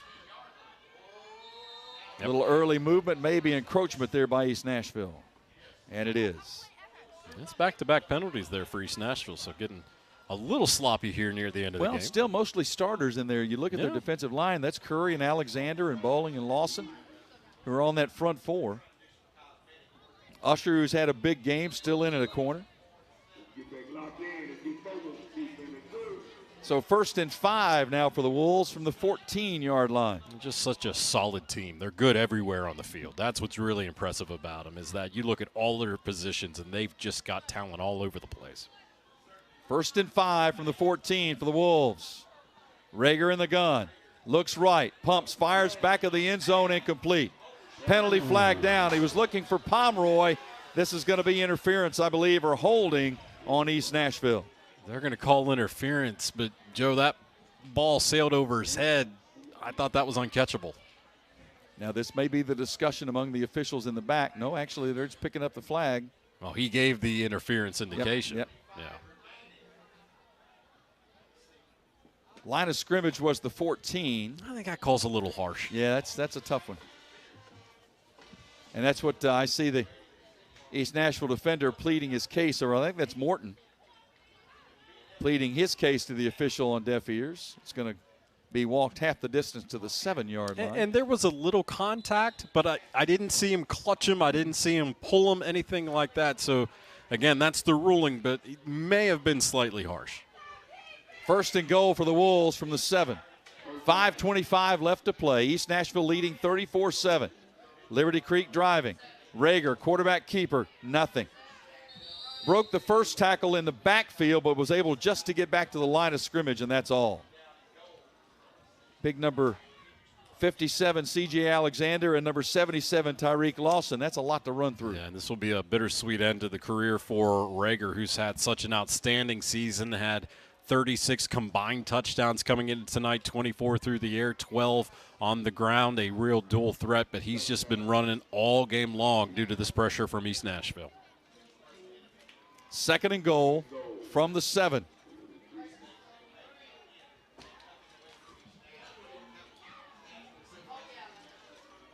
A few instructions there for his tailback, Jake Barbudo, who moves to the right shoulder. Rager to throw. Sends it underneath, pass caught at the 5, trying to power to the end zone. I believe he got there. Touchdown, Liberty Creek. Outstanding effort. That was Kyle Farmer. Made the catch at about the 5, Jonathan. Just would not be denied and stretched that ball to break the plane and get into the end zone. Yeah, his 7th receiving touchdown of the year, and that's what you got to like because even down 27, he put in maximum effort, reached out, scored it, and now Liberty Creek trying to get to within 20. They'll go for the extra point. Socia will come on to attempt it.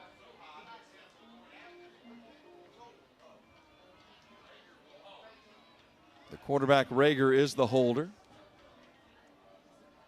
Making sure they have enough men on the line of scrimmage, and they do. High snap. He got it down, and the kick is up, and it is good. Nice job by Rager to get that high snap down for the kick. So a little bit of something to feel good about for Liberty Creek.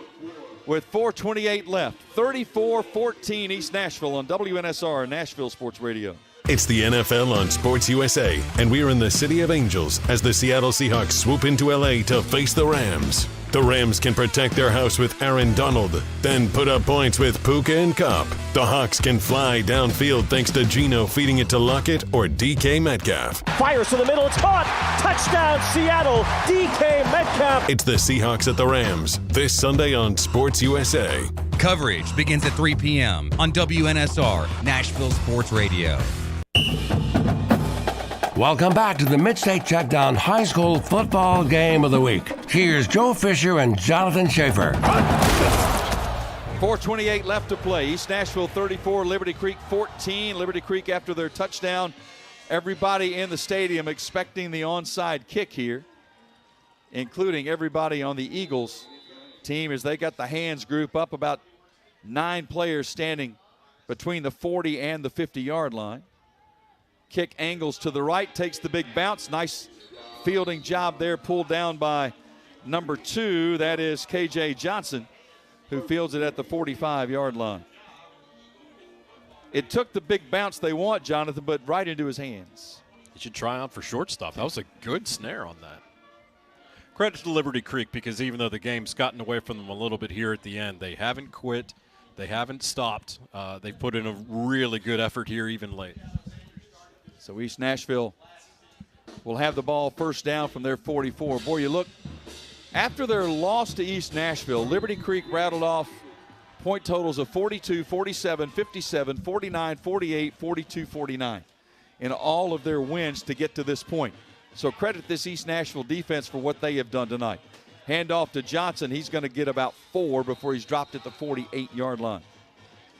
And for East Nashville, just grind away, get those first downs, and get ready for whomever your opponent's going to be next week when you're hosting a semifinal here in the Music City. It's the winner of Dyersburg-Covington tonight, and you're right, Jonathan, it will be here next week for the semifinal. And that was a Dyersburg team that almost got upset early in the playoffs. They came in undefeated and almost got knocked off early. Yep, Memphis East, team they faced in the opening round. 2nd down and 6. Yeah, there were a few of those first-round surprises we had across the state. Yeah, usually those 1 against 4s are walkovers for the most part, but every once in a while you catch one that sneaks up on you. Yeah, they're using up every second right now, the play clock. Nice job here letting the clock run down. Penalty flag down. Hand off to Johnson running right. He's just trying to find some place to get down, and he does at the 48, and another very late penalty flag comes in. There are 4 flags on the field. And there may be at least 2 or 3 different penalties. I think there are at least 2. One, I think, happened as the play was getting started. One came after the play was going on. I think there may have been something totally away from the football. I haven't seen that much laundry since the college weekend. No one does laundry on the weekend, Jonathan. You know better than that. During the game on Sunday is when I would do it. So let's see what the conversation is here, what they come up with. Illegal procedure is the call against East Nashville. Then after the play, a dead ball personal foul also on East Nashville. So both of those will be assessed. Yeah, that's 20 yards. That gives a coach something to talk about a little bit, doesn't it, to say you got to keep your discipline, keep your mind about you here. You never mind having talking points going into the next week, even if you win. And they've played pretty well. Yep. But there's a few. There's a few. Penalties has been one of them. So they walk it all the way back to the 28-yard line. So that'll bring up 2nd down and 25. With the ball back at the 28. Clock is running, and East Nashville's going to be very content to take their time and just let it run down as far as they can. They wait for the back judge to put up his hand, which signals 5 seconds left in the play clock. They hand it off to the tailback Johnson. He's going to go nowhere, just kind of weaving and running around in circles and drop for a loss back to the 26. Still chippy. Yeah, still a little chippy right now. Certainly frustration for Liberty Creek. They don't want their season to end, and certainly not to end this way. And they're region rivals, so they definitely have a little bit of a history with, even though Liberty Creek only in their second year of existence. As it's going to be 3rd and Madison coming up. A long stretch down Gallatin Road from here. Or as they call it now, North Nashville. North Nashville, that's right. That's an inside joke for some people that's out right. there. Clock running, 2:10 left. 3rd and about 27. Letting that clock continue to run. They wait for the back judge to put his hand up. He did. There's a high snap. They'll hand off to the tailback right up the middle. Breaks a couple of tackles, still on his feet, still going. He's going to take it to the house. 40, 30, 20, 10, 5. Touchdown into the end zone. He makes it there in time. Keelan Anderson takes it the distance for a little icing on the cake for the Eagles. That's tough. That's tough for Liberty Creek. You think you've got him stopped 3rd and Madison. As I was just joking around, he was able to find a seam, took it the whole way to the house. All the way to Rivergate. With 1:43 left. If he took it to the mall, he's the only one there. For Anderson, interesting, you look at these two tailbacks, came into the game, Johnson had 18 touchdowns, Anderson with 14. Either one of them could be a featured running back in an offense. They share the load. Oh, there's no question. And they both have speed to burn, and we've seen it from both of them tonight. Extra point for the Eagles is up, and it is good. Flag. And a penalty flag down.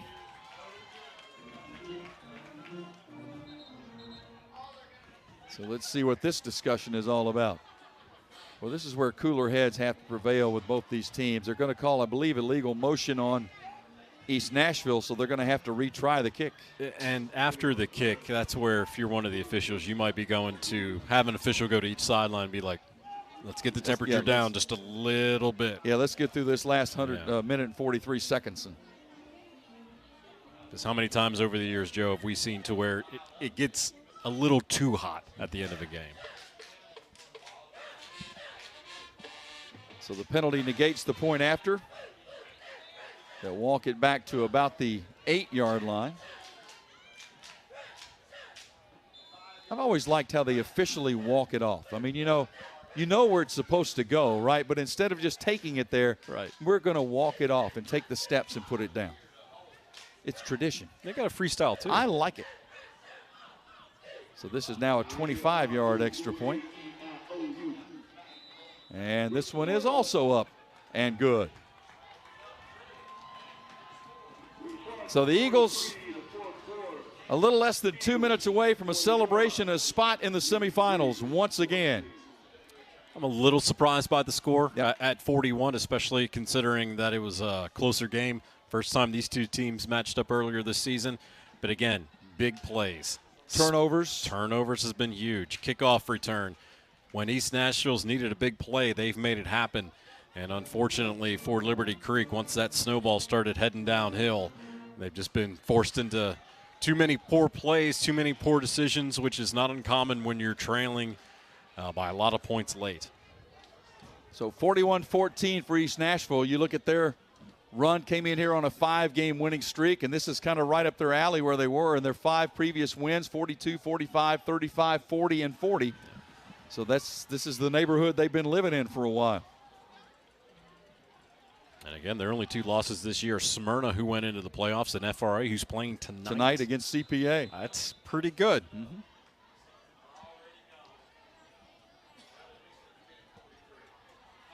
So the kickoff on the way. It's another short one angling toward the sideline. This one's going to go out of bounds and will draw a penalty flag. And if I'm Liberty Creek, if I've got any seniors that haven't played yet. Playing everybody, that's right. You're getting in tonight. You're getting in right now. Rager is a senior at quarterback. The backup is a junior, Ace Hogg. I was hoping he'd get in just so we could call his name. And we just did. And we did.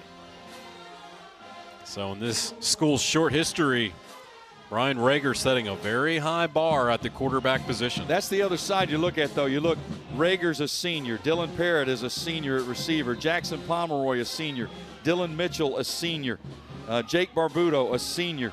So they're losing a number of talented players on the offensive side of the football. Nice handoff, Barbuto with a carry close to midfield on a first down. Opportunity for the senior to get a carry there. But it's a great building season for them. You're able to get to the state quarterfinals in just your second year, 7-game winning streak coming into this in a region that, to be fair, moving forward is still going to be outside of East Nashville, pretty open and pretty competitive. First down from the 49. Clock running, 1:10 left to play. Liberty Creek would like to put one more into the end zone. They're going to hand it off again. Breaking a tackle as Barbuto tries to bounce it outside, just nowhere to go. A swarming Eagles defense, no gain on the play. Yeah, Barbuto just started spinning like a whirling dervish. There, yep. Yeah, over to the side trying to keep going, keep his season going, but was eventually brought down. I think we'll have one, maybe two more plays in this one. Yep, clock running, 42 seconds left, and Liberty Creek in no hurry. I believe they're going to get it down and run one more play and then pack it up and shake hands and head back to Sumner County. So one more snap of the football here for the Wolves. In the pistol formation. Handoff tailback. Up the middle. Barbuto's going to push it to the 42-yard line on what should do it with 13 seconds left. And I can't believe they're going to be in a big hurry. And I think that's going to do it. East Nashville, for the third consecutive season, will advance to the semifinals in Class 3A. A convincing win for the Eagles tonight over Liberty Creek by a score of 41-14. East Nashville Magnet now 11-2 on the season. They will get the winner of tonight's contest between Dyersburg and Covington. That game in the semifinals will be next week and will be right here in East Nashville. For Liberty Creek, in only their second season of existence, an outstanding year comes to an end in the quarterfinals. Their season ends at 8-5. We'll come back and talk about it in a moment on WNSR, Nashville Sports Radio. Jackson Boone Racing. The youngest driver at age 19 to win the coveted Pro Late Model Series championship at Nashville Fairground Speedway. Jackson Boone Racing. A local kid and Page High graduate who's been winning races since he was 8 years old. Jackson Boone Racing. Come join Red Street Records and Roy's Meat Service, along with the Boone Group, a market leader for your home financing needs. In supporting this rising star, visit JacksonBooneRacing.com to see how you can be a part of the journey and join us running up front. Jackson Boone Racing. Bar Lines at the Omni Nashville Hotel downtown is at the heart of Music City. Located within walking distance of the Country Music Hall of Fame, Bar Lines at the Omni is your downtown honky-tonk destination. Watch your team from any seat on their plentiful HD TVs and catch a live show on the Bar Lines stage featuring live music 7 days a week. Bar Lines has the ultimate Southern comfort food. Get started with classic fried green tomatoes or bourbon barbecue wings. Then it's on to the massive Smashville double stack or the world famous Bar Lines grinder. Oh, you've never heard of the Bar Lines grinder? 2 kinds of cheese, lettuce, Dijon, smoked turkey, smoked bacon, smoked ham. Now that's some smoke you want. Local brews and local spirits are on tap at Bar Lines. Take a seat on the patio outside and soak up the rhythm of Music City. Bar Lines at the Omni Nashville Hotel, 5th Avenue, downtown. The Tennessee State Tigers, riding in the first winning season since 2017, close out the regular season Saturday at Nissan Stadium against longtime rival Tennessee Tech in a matchup in the new Big South OVC Alliance. Hello, this is Greg Pogue inviting you to join former Titans wide receiver Chris Sanders and me on the game broadcast Saturday right here on Nashville Sports Radio, WNSR. Pre-game show at 1:30, kickoff at 2. That's Tennessee State versus Tennessee Tech in the season finale Saturday afternoon right here on Nashville Sports Radio. How about Thanksgiving, though? Right here at the Omni. Experiences matter here at the Omni. Celebrate Thanksgiving right here at Kitchen Notes with its amazing and expansive holiday brunch that can only add to the wonderful memories of the holiday season. The Kitchen Notes Thanksgiving Feast features multiple entrees, including sorghum, glazed ham, and pan-seared salmon, while the action stations boast smoked prime rib and tender roasted turkey with all the traditional fixings. You're gonna not want to forget that. So good. Also, save up some room for those very sweet endings. Thanksgiving brunch with family and friends at Kitchen Notes. Meals for children ages 5 and younger are complimentary. Make your reservations now by visiting KitchenNotesNashville.com. Get you some delicious food.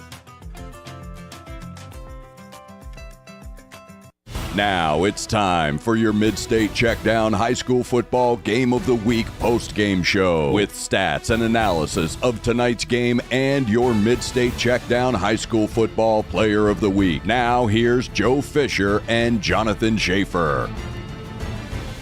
The Eagles from East Nashville Magnet advanced to the semifinals in the Class 3A TSSAA state playoffs. A convincing 41-14 victory tonight over Liberty Creek. The Eagles now 11-2 on the season. They advance. They will host the semifinal contest here next week against the winner of tonight's game between Dyersburg and Covington. Liberty Creek's season, they're only their second in existence. And it's an outstanding year for them to make it this far in year number 2. They finished the season at 8-5. Joe Fisher, Jonathan Shaffer with you here from East Nashville. Jonathan, this game really came down to a couple of things. Big plays and turnovers. There's no doubt about that. 20 points off of turnovers for East Nashville. Also a couple of big long runs for touchdowns. Kickoff return for a touchdown. Coming into this, Liberty Creek knew they'd have to play an 8+ type of game in order to win against a team that's looking for their 3rd straight appearance in the state finals and state semifinals.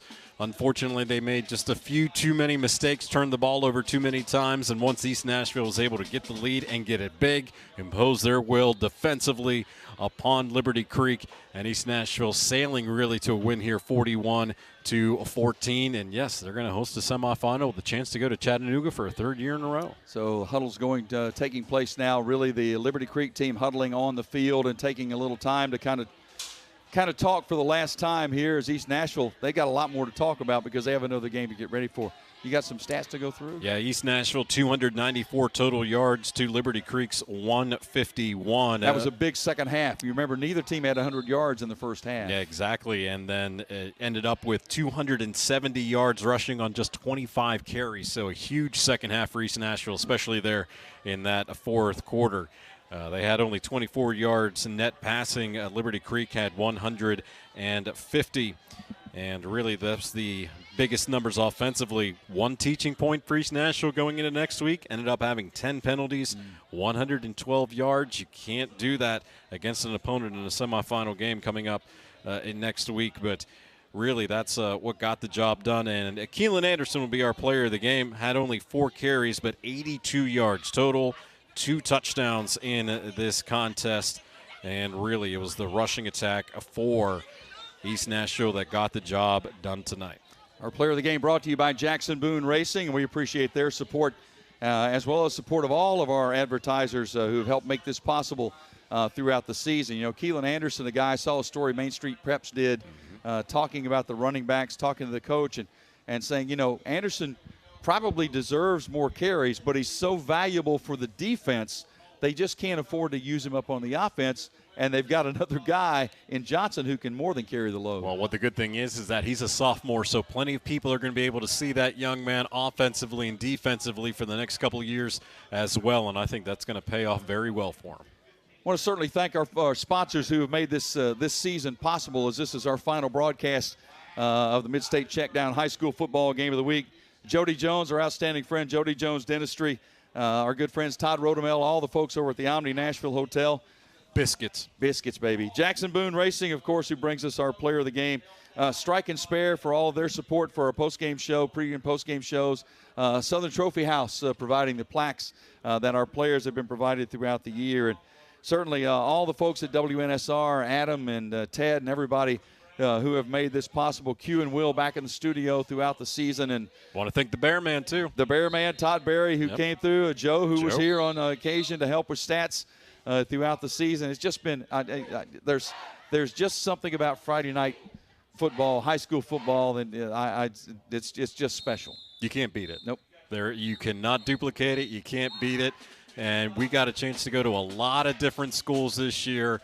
Went to Rutherford County, been here at Davidson, went out to Wilson County, Williamson, you name it. We've been everywhere, and that's what's always fun. It doesn't matter if it's a 1A school, if it's a Division II school, being in that atmosphere, seeing these young men go out there and play hard. That's what it's really all about. It's been an outstanding time. Jonathan, I've enjoyed the heck out of it, man. It's been a lot of fun to be here. And it's been a very dry season, too, which I've appreciated This as is well. the best weather season we could have possibly asked for. Yeah, we've been very lucky in that situation. Thanks to Adam Johnson for everything, all of his work to make sure everywhere we go to get us on the air and do a great job, and all the preparation and getting us venues and where we're going to go and how we need to get things done. It's been terrific. Been a wonderful season. I can't thank you enough. Most of all, you. Thank you for being with us and enjoying high school football at its best here in the Mid-State. I'm Joe Fisher. Once again, thanks for joining us on the Mid-State Checkdown High School Football Game of the Week on WNSR Nashville Sports Radio. Trusted for creative design and committed to both the function and aesthetics of your smile, Jody Jones Dentistry for 26 years has provided a wide range of general and cosmetic dentistry services along Nashville's Music Row and coming soon to Hermitage and Murfreesboro. The Nashville leader for cosmetic dentistry provides a unique luxury environment for patients who want his famous Hollywood smile. Just ask the country music stars, actors, athlete. Yeah, he was 8 years the dentist for the Predators to display his celebrity smile. To learn more, visit jodyjonesdds.com or call 615-259-5100. Bob's Steak and Chop House, located in the Omni Nashville Hotel, is a nationally renowned steakhouse specializing in the finest corn-fed Midwestern prime beef. The menu formula is simple: incredible meat, gigantic shrimp, fabulous salads, and decadent desserts. Start your experience at Bob's with the fried calamari or fresh scallops seared in Texas burnt honey. All the beef at Bob's Steak and Chop House are USDA prime cuts, from the traditional filet of tenderloin and ribeye to the adventurous Kansas City bone-in strip. They even have 2 different surf and turf options. And if you're looking for the other white meat, Bob's Steak and Chop House serves a dry-aged pork tomahawk with homemade applesauce. Fresh seafood is on the menu, from salmon to scampi, and even fresh lobster tail. For reservations, give them a call or log on to the Omni Nashville Hotel website. Bob's Steak and Chop House at the Omni Nashville Hotel. As a Middle Tennessee-based company, Strike and Spare Family Fun Centers is committed to helping our community. This November, we are honoring our local veterans. Strike and Spare is partnering with We Are Building Lives, a local foundation dedicated to helping veterans get back on their feet. So far, more than 1,100 homeless veterans have been helped off the streets through the We Are Building Lives Foundation. During November, for every $5 donation made to We Are Building Lives, Strike and Spare will give you a free game of bowling. Visit any of our 5 area Strike and Spare centers to donate, or visit strikeandspare.com to donate today and help our heroes find a way home. How about Thanksgiving, though? Right here at the Omni. Experiences matter here at the Omni. Celebrate Thanksgiving right here at Kitchen Notes with its amazing and expansive holiday brunch that can only add to the wonderful memories of the holiday season. The Kitchen Notes Thanksgiving Feast features multiple entrees, including sorghum, glazed ham, and pan-seared salmon, while the action stations boast smoked prime rib and tender roasted turkey with all the traditional fixings. You're gonna not want to forget that. It's so good. Also, save up some room for those very sweet endings. Thanksgiving brunch with family and friends at Kitchen Notes. Meals for children ages 5 and younger are complimentary. Make your reservations now by visiting kitchennotesnashville.com. Get you some delicious food.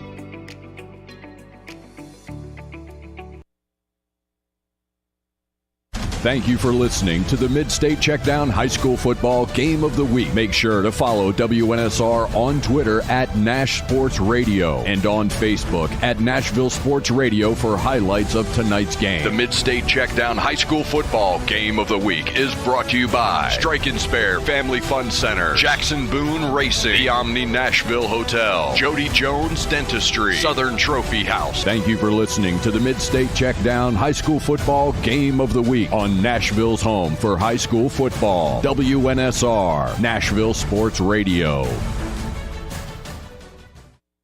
In 2 starts. And so this is not a pretty situation right now for the Browns, who are in a better position in Cincinnati. The Browns are 6-3.